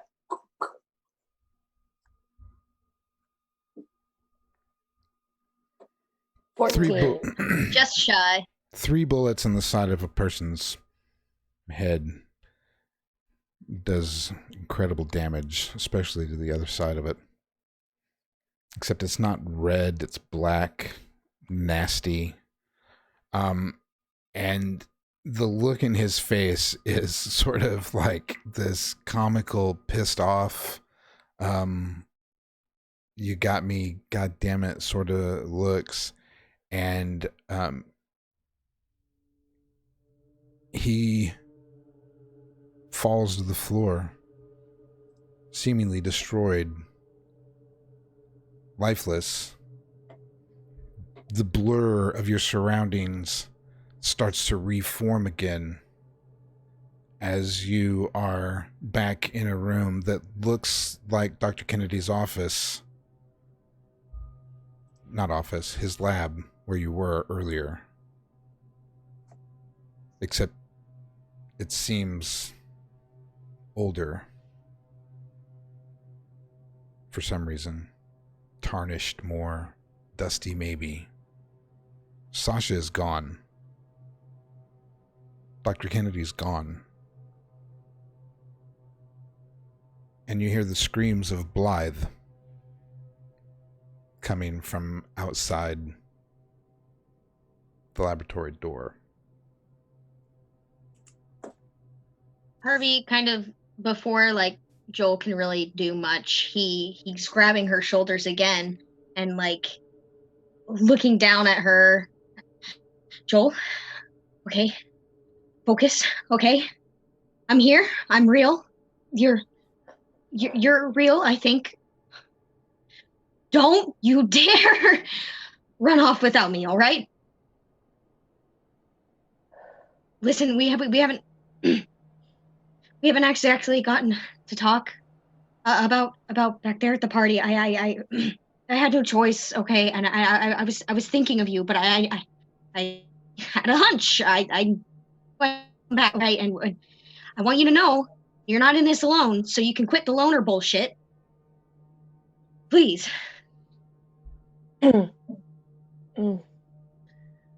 She takes a couple deep breaths and she's trying to like really focus on you, but like the rage in her eyes is still kind of there, and she's like trying to come back out of it and trying to like get a grip on it. So she's just like focused in on you. Okay, I want to do something.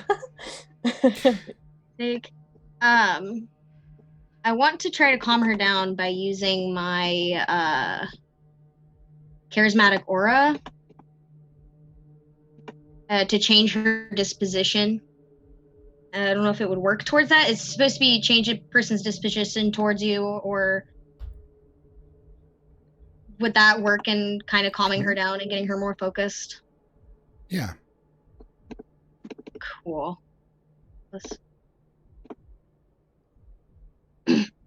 So as Harvey like has your shoulders, Joel, like every time you kind of look away or you start to get distracted, he's got one hand on your shoulder and another like grabs your face. It just moves your face to look at him, and if your face moves again, he'll grab your face again, and he's got you planted there. Like he's just firm enough that you can't go anywhere. Like almost kind of pressing his fingers into your shoulders, and he's a little frantic, and you can tell like he's almost begging you, and there's just this feeling flooding from him that's just so genuine and so like loving and serious, and he's like, please don't leave me, okay? Just take a moment, take a few deep breaths, and we'll go through this together. Harvey, when Joel, when you went into your rage this time and killed the last remaining person who killed your father and fulfilled your oath of revenge, that rage has boiled in you for so long and so hard, and now it's almost like that adrenaline rush after some traumatic event that you survive, and you're just, you feel it coursing through your body, and it is more intense than you have ever felt it in your life. And as Harvey, you're in Joel's face and you're trying to get her focus and calm her down and putting as much of your power, this new energy even that you've sensed yourself having, and being able to do some of these new things and express yourself powerfully, and you're focusing this on her, she changes into a dog.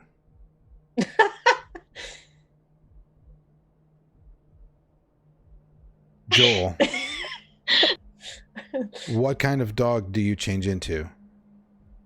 I change into a German Shepherd. Very large one.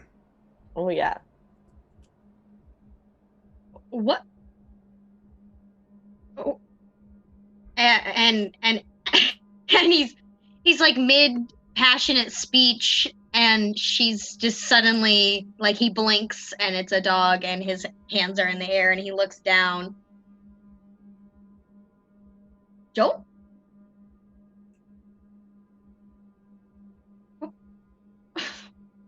You're so cute. Get that guy a fucking Fuck, puppers. okay. All right. You hear the screams again. Oh, fuck. Oh god, I could really use that doorway power now. Bull's ears like perk up, and she sits up. Like she was sitting, and now she's like on all fours, and she kind of like brushes her head against your leg, and then walks, like saunters over to the door,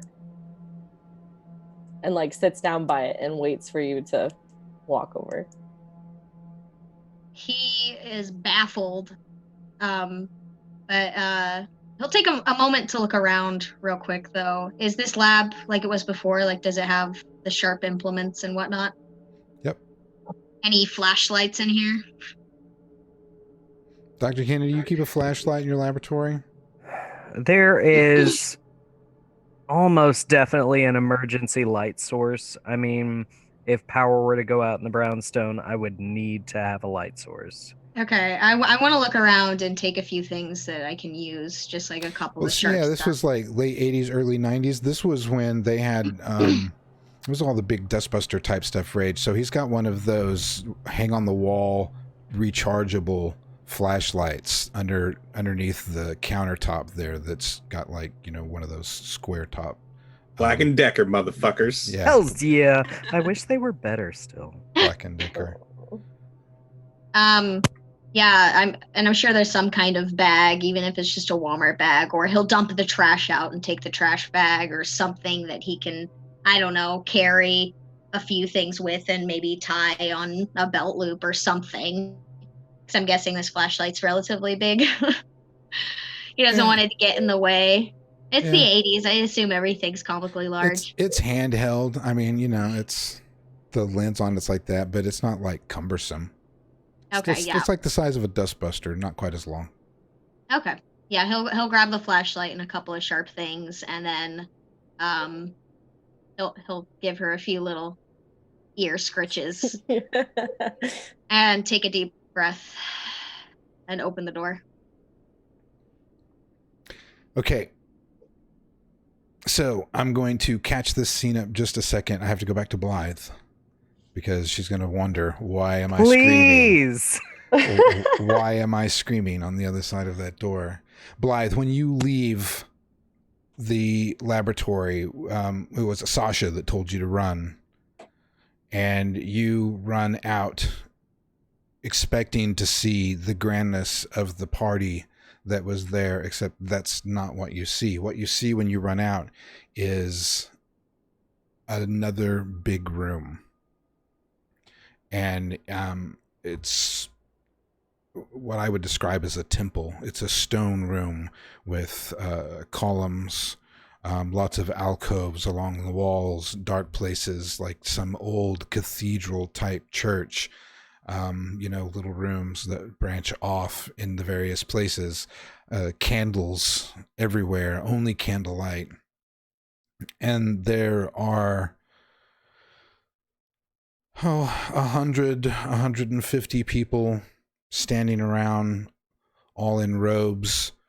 You can't really see their faces. They're all cloaked and hooded. And you are grabbed as soon as you come through the door. And they take you to the center of this room where there is an altar. And they strap you down to the altar on your belly. And they chain your arms up to 2 corners. And they chain your legs to the bottom 2 corners.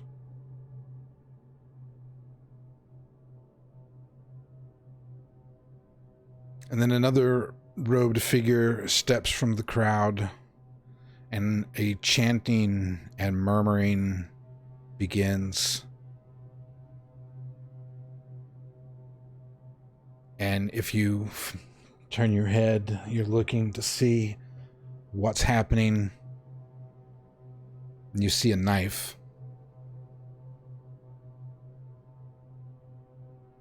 And then you feel cutting on your back. No. She'll start to scream out and, cry and, start kicking. And she'll be like, what are you doing to me? What's happening?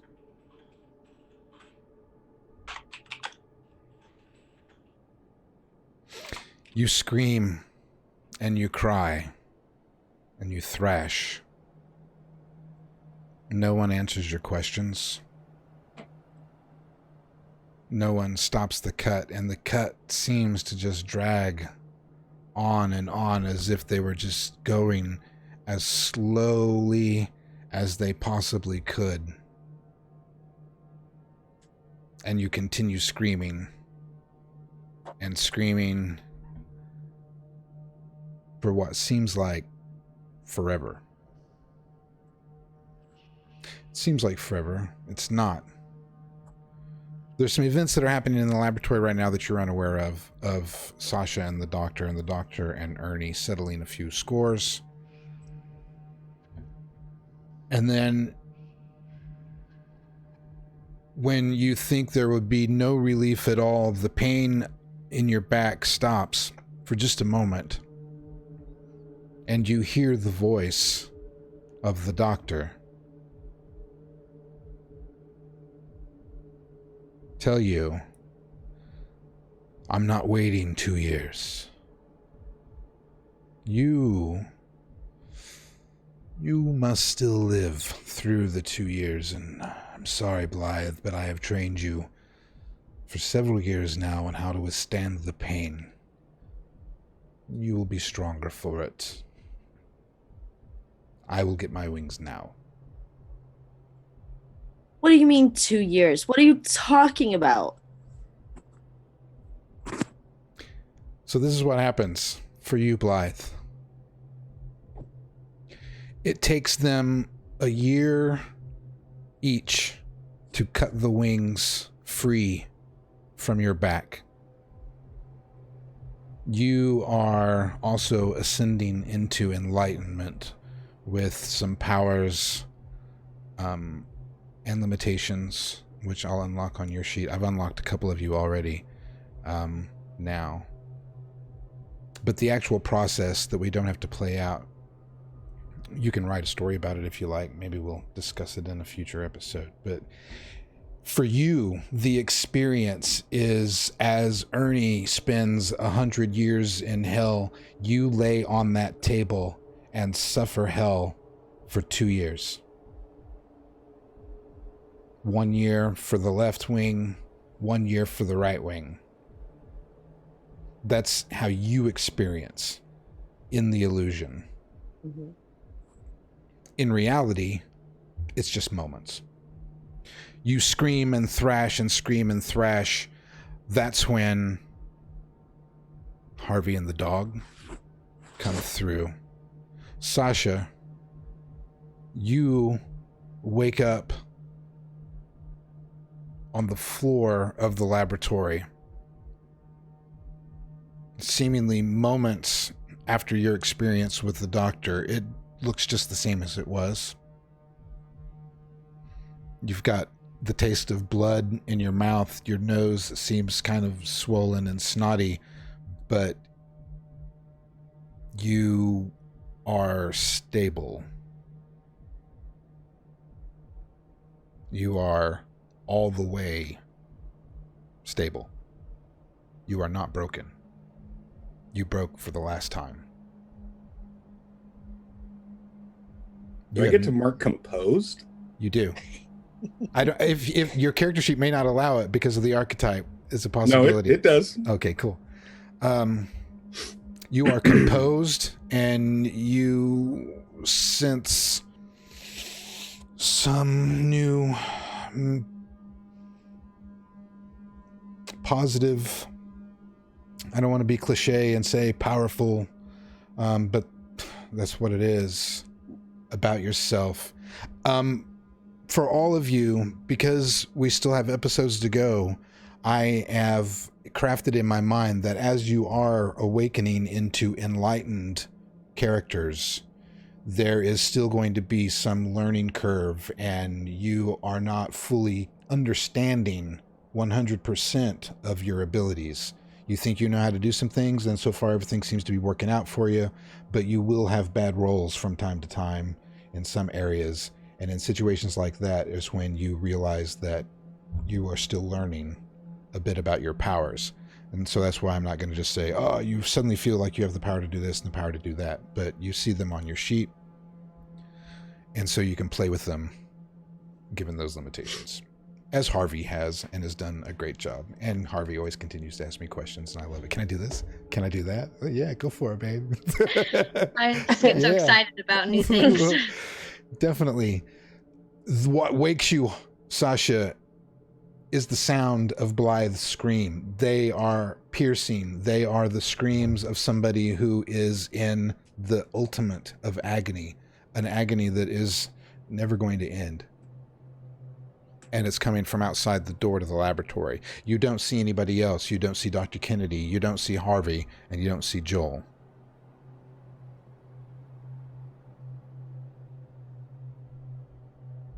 Sasha recognizes that it's Blythe screaming or just hears screaming. You know that it's Blythe. You've heard her scream before. So he rolls over and puts his hands down on the floor in front of him, and pushes himself up off the floor, and he looks down at his hands, and his fingers have elongated, and his fingernails at the tips of the fingers are like a slate gray and come out to sharp tips.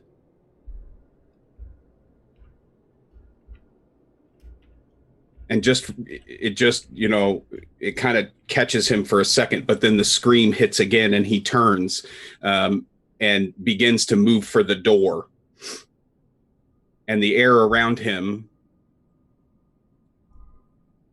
where Harvey kind of has this aura of light Sasha has this aura of darkness.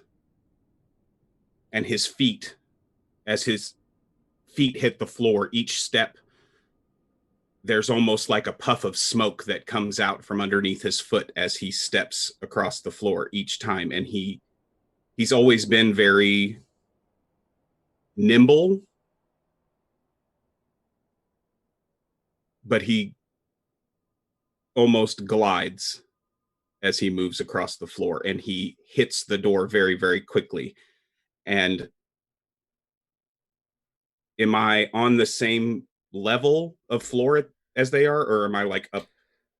No, you're on the same level. When you come through the door, as a matter of fact, this is the same description all of you get, because when I left Joel and Harvey, they too were going through the door towards the screams. As the three of you come through the door, you all rush into this temple at exactly the same time.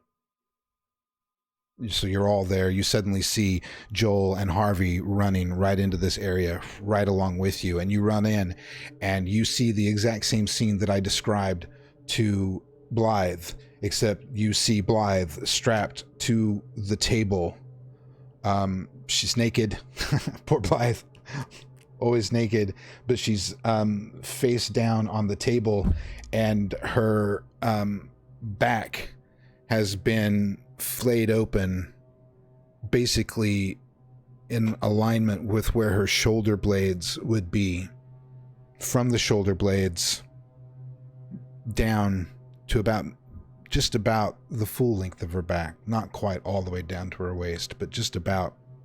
And when you guys run in, you see a group of hooded figures around her on the table, and they have just put down these bloody knives, and 4 people, 2 on each side of her, are grabbing these holes and tearing open Blythe's skin, and you see wings start to come out. One of them pulls open and reaches in and grabs these wings, and they start to pull and unfurl these massive wings that when they finally get them completely stretched out, they are, as curved up over Blythe's head, and in their full length go beyond the length of her feet.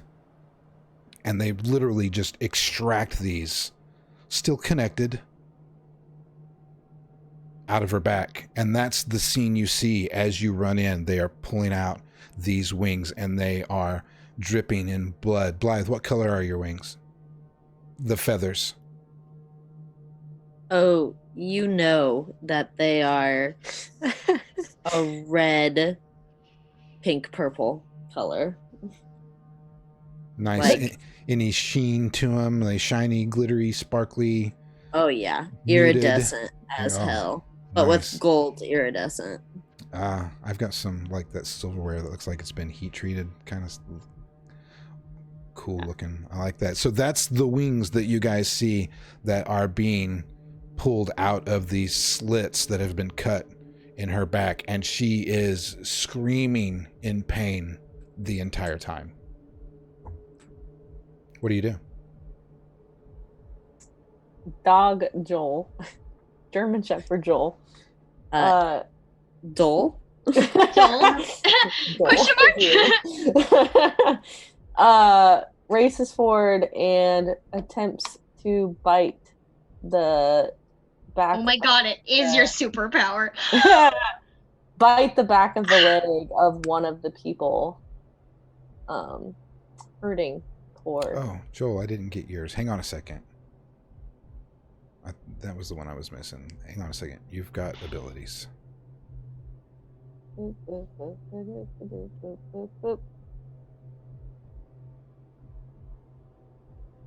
a minute. Did I put them on there?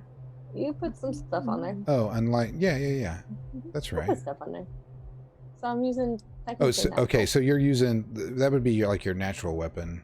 Yes. Claws, fangs, blah blah blah. So yeah, and that does 3 harm. So you attack one of the robed figures, And so you see this, well, Sasha, you didn't see the transformation, so you don't even know that that's Joel. You see Harvey and a big, like twice the size of a German Shepherd run into this room with you. And if you guys were to look behind you, the visage behind you has changed. The lab's not there. It's still the same big, massive church with alcoves and rooms and nothing that's basically behind you, unknown. And you've all seemed to run into this and witness, and it's the dog, and the dog takes off as they pull these wings out, and blood kind of flies out from the wounds, and the wings have got blood on them, and you start to see their colors, but it's all happened so fast, and the dog just pisses the dog off, obviously, and rushes and just takes down one of those robed figures to the ground, and you just see blood and flesh fly from the cowled area, as that's the only exposed place that the dog can get to, because these are just people and 3 harm is just about all they have. So you just basically you kill this person and just tearing them to shreds. Harvey, what do you do? You said there's 3 people and she's got 2, or one of them. Well, there were 4 there were 4 around the altar. There's many in the room. Oh. They're all watching and chanting during this whole excision of the wings. I want to use another one of my quick edges to do flurry of blows, engaging combat with 1 additional target over and above. So basically, I want to use my super speed to zoom on over there with the German Shepherd. Like, as soon as I see Joel run at them, I'll also run at them, and just like with whatever is the sharpest, biggest thing I found from Ernie's lab, I'm going to just like stab at someone, and with flurry of blows that lets me attack 2 of them.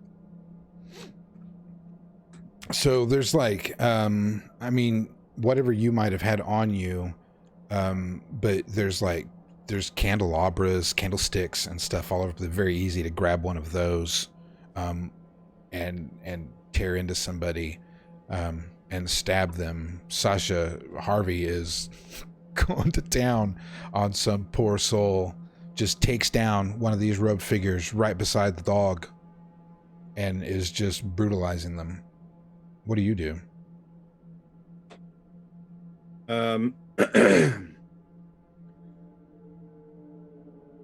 Seeing Harvey, after Harvey had disappeared from the room, and then having seen Harvey being flung off the top of the building, there's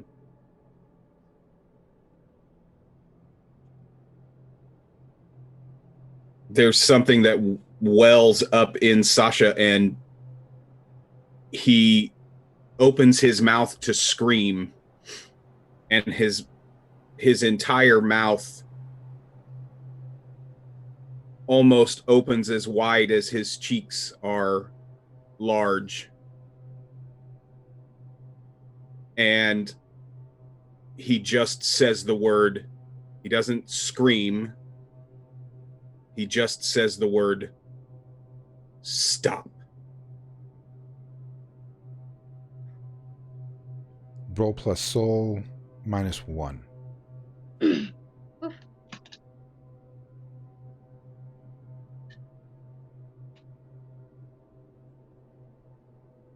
Too many button clicks.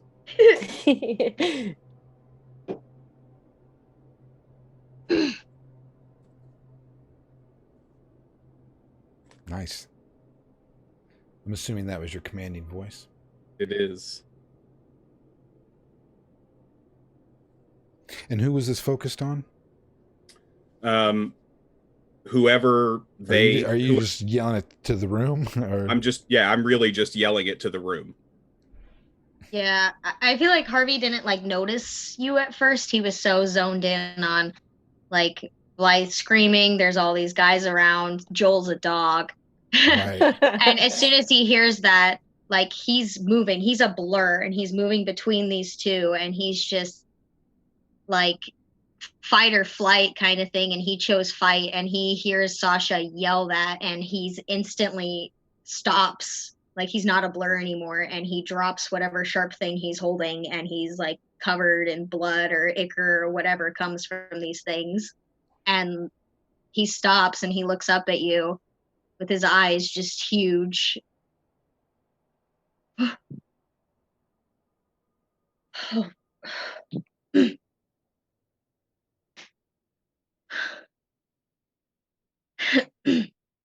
Joel's a dog. And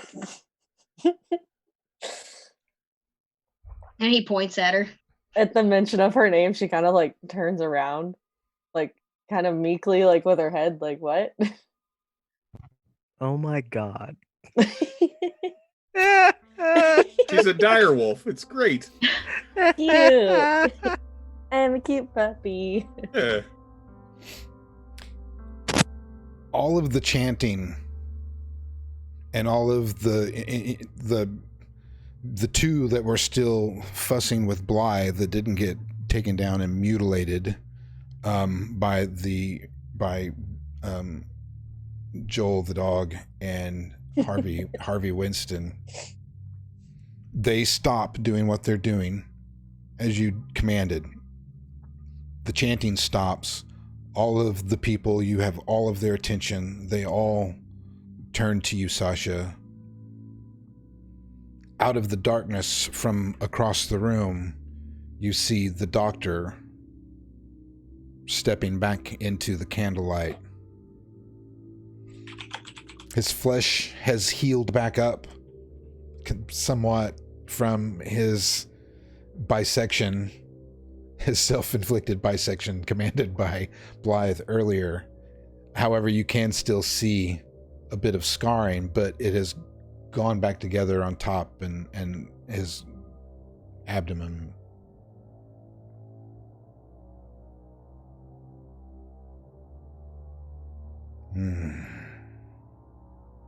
I see the time has come.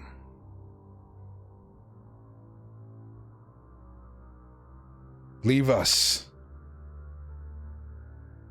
All the robed figures start to file out, disappearing into the darkness of the alcoves, leaving just the doctor, Harvey, Joel the dog, and Blythe in the room. I've only had to battle the doctor so many times, and I suppose now I have new foes. You may destroy me today, but I'll be back. Isn't that right, Blythe? And he walks up as Blythe is lying on the table, and Blythe, you feel his touch in your hair, and it makes you angry more than scared. And you feel a strength in you like you have never felt before. And I'm going to let you use your divine strength, your new divine strength. And you all witness Blythe as he touches her hand, and it shocks him. You guys notice it because you're watching the doctor, but when you hear the chains snap, and the doctor kind of takes another one of those half steps back, and you see the chains that had Blythe chained down to the altar have now popped. Link, you hear a half a link fly off and tink against a wall somewhere, and you see her pull herself up from the altar as the chains around her arms and feet break.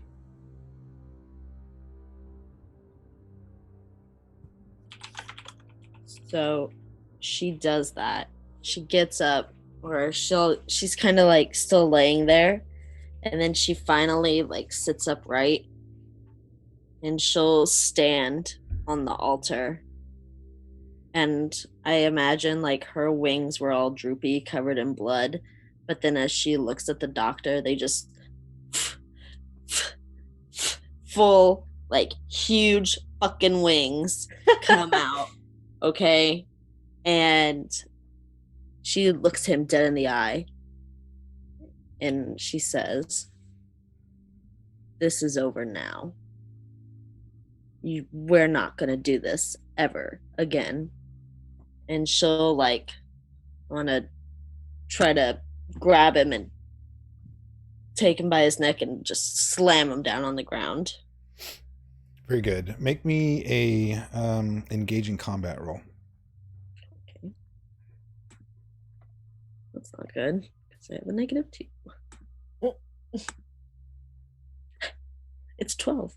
Ooh. That's better than a 9. That's better than a 9. That's what they say. That's what they say. You guys crack me up. Yes.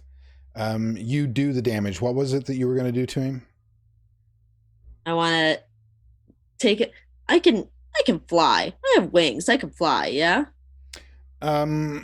You at this moment don't know how to fly, but Okay. you can control your wings. You're able to flex them, and you can probably beat them real hard and get yourself to lift up off the ground. But you don't have Wow. like Okay. flight. Okay. Can I maneuver him enough to give me like an extra like jump and fucking slam his head in the goddamn concrete? Yes. Don't dunk on him. Power slam. Yeah. Choke slam that motherfucker. I don't know when he'll come back from this one, but probably not for a while. For a minute. I mean, you say that. Stop. Yes, Don't you- ruin my moment. Well, You to you, can- a minute is 100 years, Ernie. You definitely do that. You lift him up, and are you slamming him into the altar itself? Are you taking him all the way to the floor? All the way to curb the stomp. floor. No, curb stomp him around the altar. It's later. It's for later. We're going all the way down to the floor. Yeah, so you do with ease. You take him, and boom, and you all can see this. Blythe up, flexes those wings, says her thing, and just grabs him, and with the, lifts up, boom, down on the ground he goes. Blythe, I need you to roll reflexes for me. Avoid harm. Okay. Well, it wasn't better than a 9. Yeah, that's all right. We're gonna have a fight. You take the doctor down, smash. You can feel some damage. He doesn't feel like he's felt before. Certainly not when you guys had contact with him in the most recent occurrence. I mean, he was like steel and concrete, immovable almost. Even when you could do damage, but this time he feels vulnerable in your hands.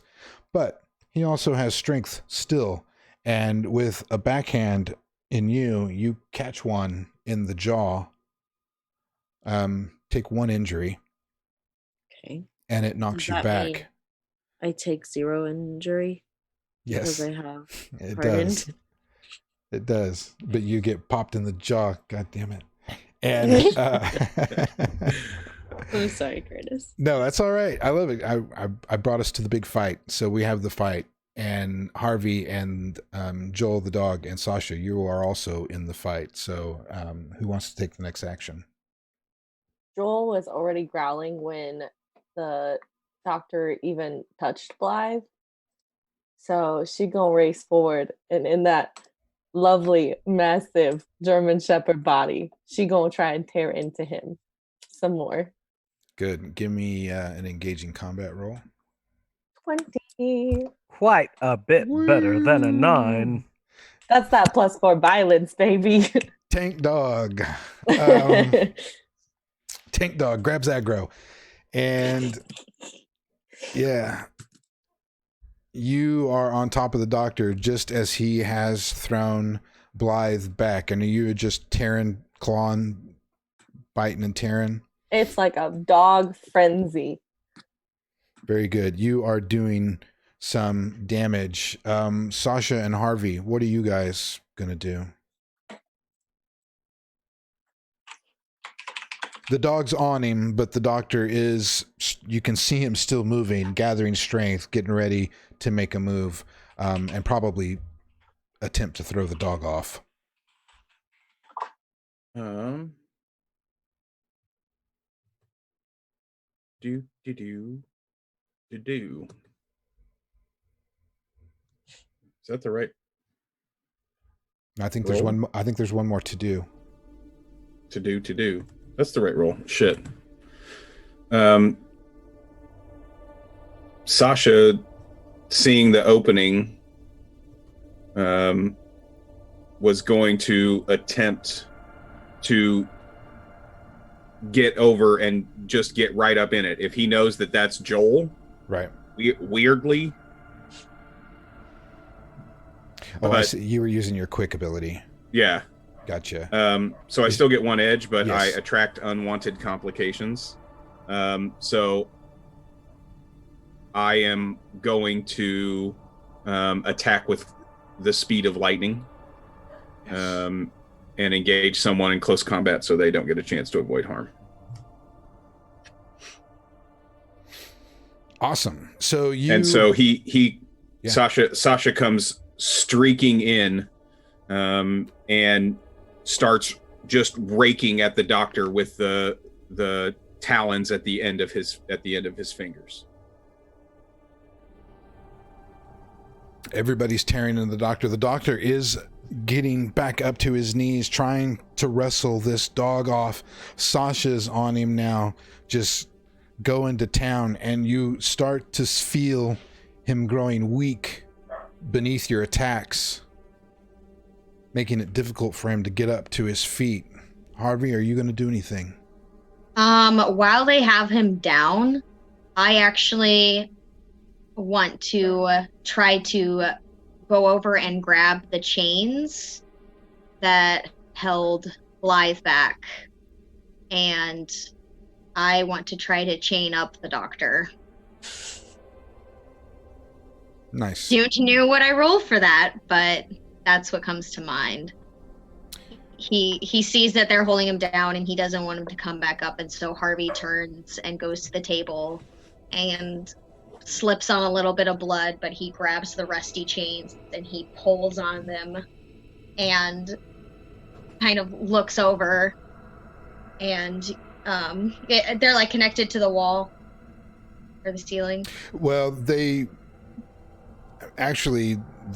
were. Yeah, that's probably not going to work because they were attached at one end to the altar and the other end to Blythe. So Blythe has a piece of them, and the other piece is attached to the altar. Damn it. Could I yank the chain Times from the 4. altar?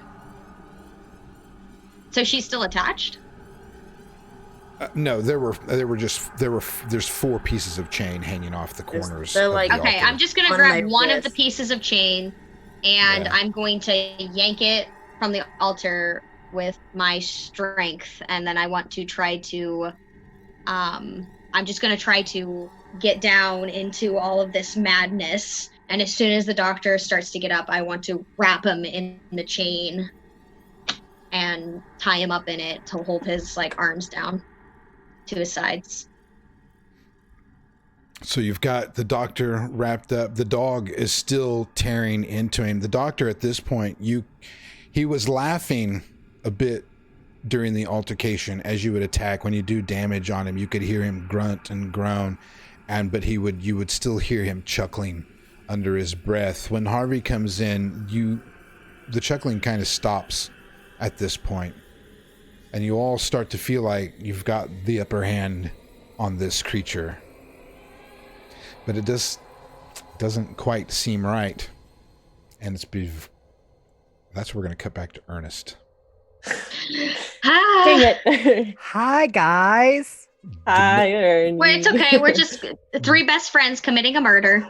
The missing component. It's not a murder. He's not human. And Blythe, our new best friend. It's a beautiful scene. Your friends and the damage they are doing. It makes me feel good that they're actually getting on this guy. But Dr. Kennedy, you know the struggle that they are going through.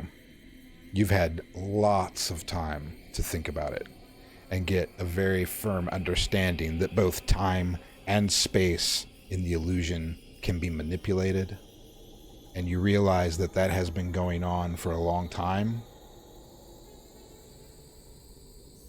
And while you were having your adventures in Inferno, you learned a name.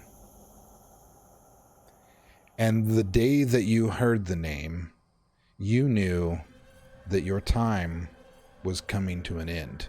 Your time in Inferno. That you had reached the end of your 100 years.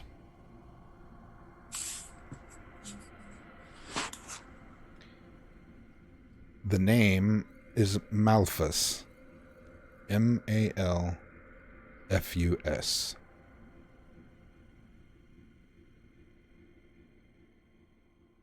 Out of curiosity, did I ever run across Blythe's mother while I was down there? You never found her. However, you do have some information that I will send to you in regards to that. You did discover some clues. You discovered quite a bit of information. If you have other questions you would like to ask, you can send that to me as well. Well, I've got 100 years. Exactly. So. I hadn't compiled it all, but I wanted you to have 100 years to suffer. One, because I think Dr. Kennedy deserves 100 years in hell. And you're muted. Oh, no, you're I'm not. No, yes, he fucking does. No, yeah. But on the flip side of the same coin, as all things balance out, you get something with that time of penance. You get an understanding of things. You become enlightened, and you receive the name of the demon. And as you start to have that realization, oh, this is the name. This is the doctor's name. My time here is ending. And it's almost when all of that solidifies in your brain and you have that eureka moment that you too are in the temple. And you see the aftermath of what was going on just before we cut to your scene. Your friends, well, 2 of your friends, 3 of your friends, there's a mess of friends on the floor and a dog. Sasha looking like chain, Sasha looking like a goddamn Heartless from Kingdom Hearts, and Blythe's got big giant fucking wings. And Harvey's handsome and tall. There's a big ass dog Very over strong. there. So let me ask you this. I'm 6'6". Everybody being enlightened, you've all seen your limitations. We'll have a chance to play out those at some point here over the next several episodes. But Dr. Kennedy, have you looked over? I'd done seen some things. You also have the ability to alter your physical form in any way to help make you the enlightened Dr. Kennedy that you are. You are a new person. Now, whether you'll receive the trust of these people, I'm sure that you're all going to have a moment here at some point in just shortly, as soon as you deal with this immediate threat, where you can all enlighten each other. But what you see before you is this mess, and there's the doctor in mid-struggle with these people.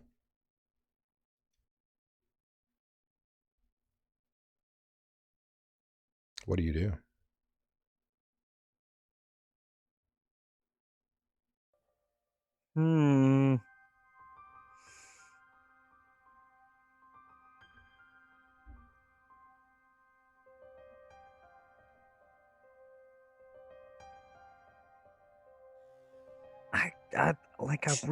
I really want to summon some creatures.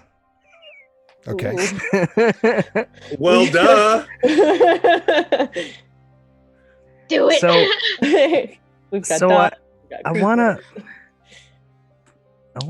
let's see. I wanna summon at least 2 of the Wolven Okay. to hold it down while we just torture the living shit out of him. Do you want to describe the Wolven? You want me to?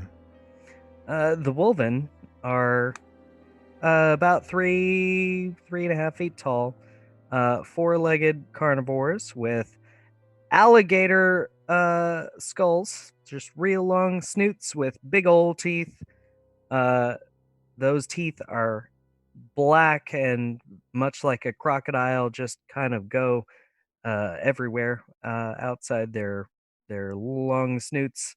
And then they have big old long tongues with sharp tips that can just be jammed all up in places.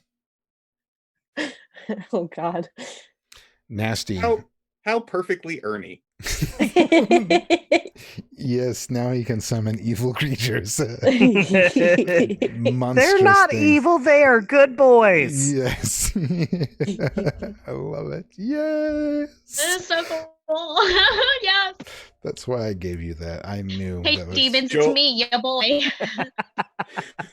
Hey demons, it's me, you boy. That is perfect. So, yeah, what happens is a bludgeoning and a torturing of the doctor. However, he doesn't seem to die. He just seems to take it, and a couple of you will take a couple of licks and backhands. He's going to continue to struggle. One of the Wolven gets tossed across the room and then comes right back and attacks him again. And it just seems to go on and on. I just want him to stop moving so that I can look him in the eyes. Yeah, could we like somehow tie him down? Like that's what I was trying to do is chain him down somehow. Could I use Deadly Stare while in dog form? More like didn't dogly stare. work so hot last time. Okay. Well, I'll try. That was intimidation. That was different. That was intimidation. I'll try Deadly Stare. How's that? Throughout all of the struggle and with the chains, you guys have completely overpowered him and you've weakened him. I'm going to let you get him to do whatever it is that, I'm going to let you have him at this point. So it's this is a kind of, so how does it happen sort of endings. You guys tell me how you finish off the doctor. I'm just going to let you know you can't kill him until you tell him that you know his name. So it's all just torture up until that point. Oh, I know. I want to tie him up and ask Blythe what she wants to do. Like, I know what I what wanna Harvey do. is gonna do. And it is not tying him up. I want Harvey on one side, Blythe on the other, both grabbing his hands and just fucking ripping him apart. That's what I want. Okay, so I rolled 13 for Deadly Stare. So my thought kind of is if I'm staring him in the eye, and since I rolled a 13, he can't do anything until I break eye contact with him. He freezes. Gotcha. So you got him froze. So yeah, you guys can get him chained back down with your strength and abilities. You know, you can probably get him chained back down to the altar if that's what you wanted to do. Yeah, I like I said, as soon as he stops struggling, like Joel, I can see like the dog just like pounces on him and is staring at him. Harvey, he'll turn to Blythe and he's like kind of winded. It's your call. You know what I want to do. I want him gone. Dead. Oh, I can help with that, actually. Oh? Like, permanently. Listen, I don't Like, know. if you just want him to be tortured for all of eternity, I'm sure that's a thing that you could do. But if you want him to not exist anymore, I kind of have that in the bag. So. Why? Is this recent? Is this new? Did you just learn about this? Or have you always been able to do that?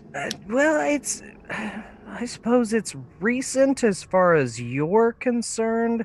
Not so much for me. Listen, I don't want to like chat for too long. I don't know what Joel's doing, but I feel like it can't last that long. So, chop chop. Oh, did you have anything else you wanted to say to him, or should I just? And she'll. Do the thing, Ernie. I'm leaving it up to Miss Blythe. She already Sasha. told you what she wants. Do the thing. You hear like a short bark from Joel with her head still down. I look at Blythe. I also look at Blythe. Wow. The pressure. I also look at Blythe. Stop. Joel, do not look at Blythe. No. Joel, don't you dare! Goggle eyes are still trained. Good. Blythe will take one last look at the doctor. Have you always known that this is to happen to me? I paid for you knowing that.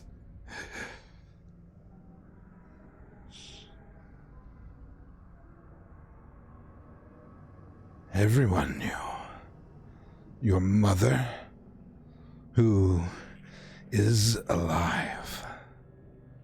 And What do you know about my mother? your father, who is also very much alive. She'll like take him by the neck again and just slam him into the fucking altar. What do you know about my parents?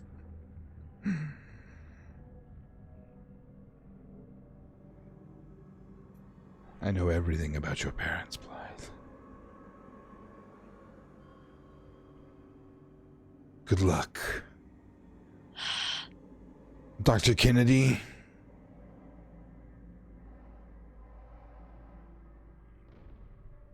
If you will. I have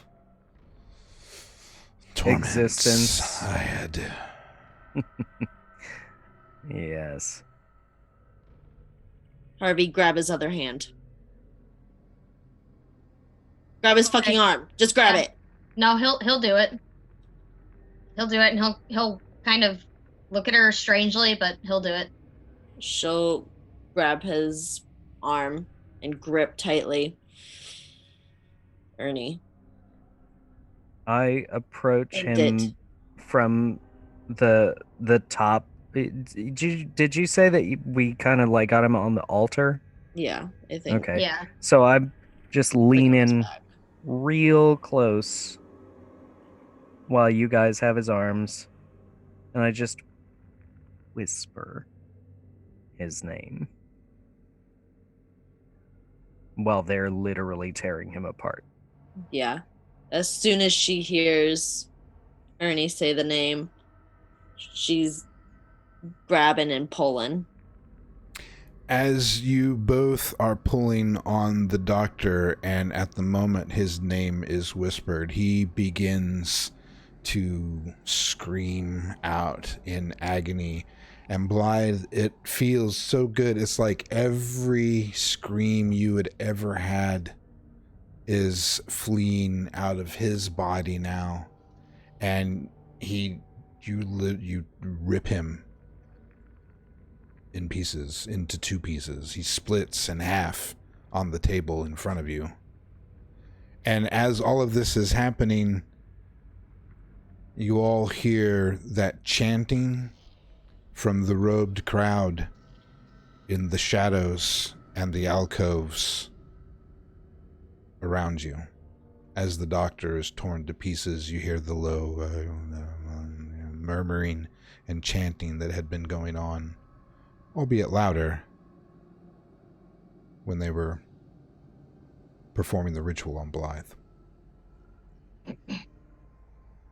Yeah, Harvey kind of closes his eyes as he pulls, and he opens them and just kind of drops the arm and takes a breath and looks around as he hears the chanting, and he reaches out for Sasha and just kind of glances around. Okay. What now? We are in an exceedingly dangerous place. We should not be here anymore. Yeah, let's go. She'll When you spit on the doctors to split halves. when Sasha comes face to face with you, you notice that his mouth, like his teeth, are a little bit different. The irises of his eyes are orange like the setting sun, and his pupils are that rolling smoke inside the pupils. Other than that, he hasn't really changed. And he takes you by the hand and just starts making his way out. We're gonna find a way out of here. Let's go. Yeah, Harvey, he looks at you strangely and he wants to say something about it, but now's not the time, so he'll follow. Is the laboratory door still there? Like where we all came in? No, it's gone completely. What about the alcoves? What happens when we start approaching the crowd? Where is it that this is an existential question. Where is it that you are trying to get to when you beyond just getting out of here? Where are you wanting to go, Sasha? What is the safe place for you? Your home, Joel's home, Harvey's home? What are you thinking? Are you even thinking that? I mean, I know that you're wanting to get out of this immediate area, but your dream destination. Oh, I also want to say that Harvey will take his shirt off and give it to Blythe. Oh, right.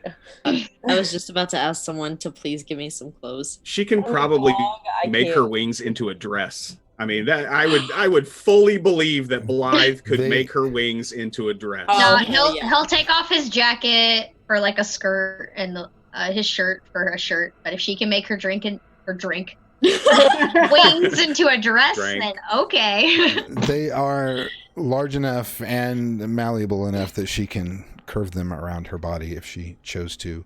Oh, hell yeah. As a protective measure even. Or a covering.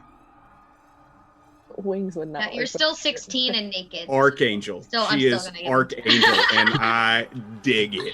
Technically, I guess wings would not work with a shirt. Now, while you guys don't really notice this, Blythe actually gets 2 years. I was about to say, am I a woman now? Yeah, you get 2 years of aging has happened to you. Damn it! So now I'm the youngest. It's really funny. Ernie lost about 35 years. It's amazing. Oh my lord. Yeah, we got a lot to catch up on. One's a dog, one's younger, one's older. What's happening? Ernie's done pretty good. I feel lame that Harvey's just like handsome, right? Man. Yeah. He's got an 8-pack. You're in like a giant church, Sasha, on a very plain as far as coloring and such. Then I make for the door. I mean, if it's a traditional cathedral, I make for the obvious, intricate, tall door. Right. It doesn't take long to find the alcoves. Just kind of lead to an outer surrounding area that eventually funnels up to the front of the building, and you all step out into the daytime of what you think is your regular Manhattan, except something doesn't seem quite right. There's no cars. There doesn't seem to be much of life. There's no sun, although there's light. It's kind of cold, a little bit windy. Everything seems gray. It's not even really cloudy. It's almost like smoky. Like how you There's might. just haze about Have we left the church already? Yeah, this is what you. Or is this just what we see when we open the door? Well, when you fling open the door, that's what you see and are about to step into, or out into. I'll leave the choice to you. I'll let everybody else pass through the door, and I will turn face back into the church, and I will say, "Die." Ah, damn it! The -1. That was not as cool as we all thought. That cool. Hold on. The rest of the party dies. The hooded guys, they're fine. That was your commanding voice. Commanding right? voice again, yeah. Because I get a magic 1 against them, or -1 against them, right? Yeah. Isn't that what you said? Fuck. Against their magic level. Yeah, the cultist's magic level was just a 1. Right. Yeah. Okay, so The cats are attacking each other. I'll be right back. yeah, all right, go for it. Yeah, so you say die, and then you sort of listen to see if you can hear any sort of result, bodies falling to that, and you start to hear some commotion, and then you hear some screams. You can hear some screams of people not dying, but being killed. It's almost as if you're listening to a slaughter happen. The part that worries me is the last part of that sentence where it says they gain a magic bond to you that they will exploit later. Yeah. Oh well. I was kind of counting on something like that. That's awesome. So, you are all out on the street. At this moment, you are relatively safe. You're in unusual surroundings. If you wanted to take a moment before I call it for the night to have a moment to just sort of have your characters try to get some understanding of what's going on, you can do that now, or we can save that sort of back and forth for next time. But if you wanted to have a little bit of a moment, because you've all been through something, you've had this battle, you've got Blythe's got wings, for God's sakes, nobody's even said, hey, let me check those bitches out. So if you guys wanted to do that now, you can. You are in a safe moment. The city is not the same. If you think, let's go to Harvey's place, you can probably sense that you're not sure if Harvey's place is even going to be there, because the buildings don't look the same. The street doesn't look the same. It seems like Manhattan. It's big and city and busy as far as landscape, but it's different. Harvey wants to pull everyone into a group hug. Oh. You just see him just kind of like, as soon as they get out, like, and the door shuts, he just kind of looks. He had like this bravado about him and this newfound confidence, but he kind of crumbles a little bit, and he like holds out his arms and just steps forward to all of you and just like collects everybody into this pile. And everybody gets the Superman hug. Well, that was unexpected. Yeah. Sasha leans in real hard. You're Joel muted. still a dog? Whose dog is this? As you like hug her, there's like a flash of green, and she's now Joel again. There's no dog. What the? I thought you were just gonna be that way forever. No, I'm not permanently a dog. Oh God! Oh, thank goodness. No, it's a big, muscular, shirtless Harvey hug, and he just starts like crying, and he'll like awkwardly step out of it and drop his arms after a little while and sniffle. Oh man. Oh shit. I didn't think I'd see the sun again. Well, look, son. It's well, outside again, I guess. Ish. Well, if I thought shit couldn't get any weirder. Says the dog lady.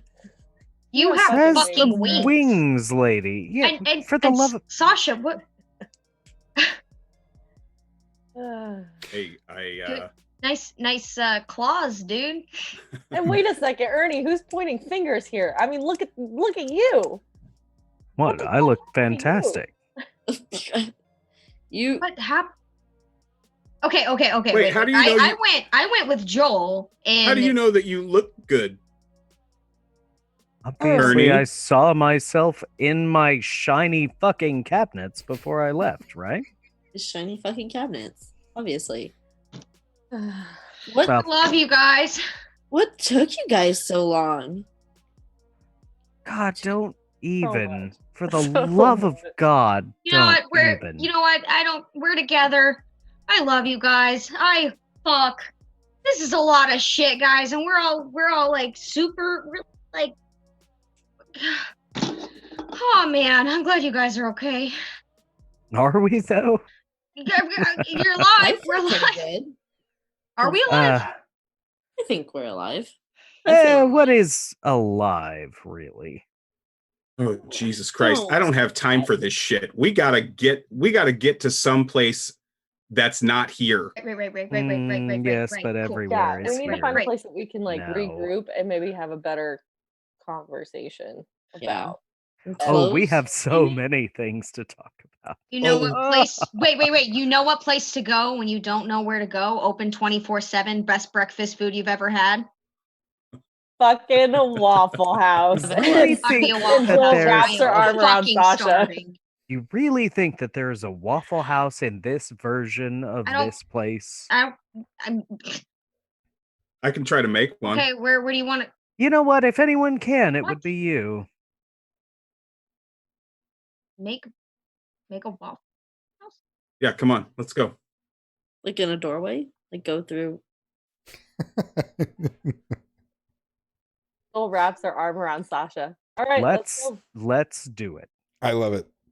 And as our party links arms and heads off in search of the nearest Waffle House, that's where we'll end today's session. go. Oh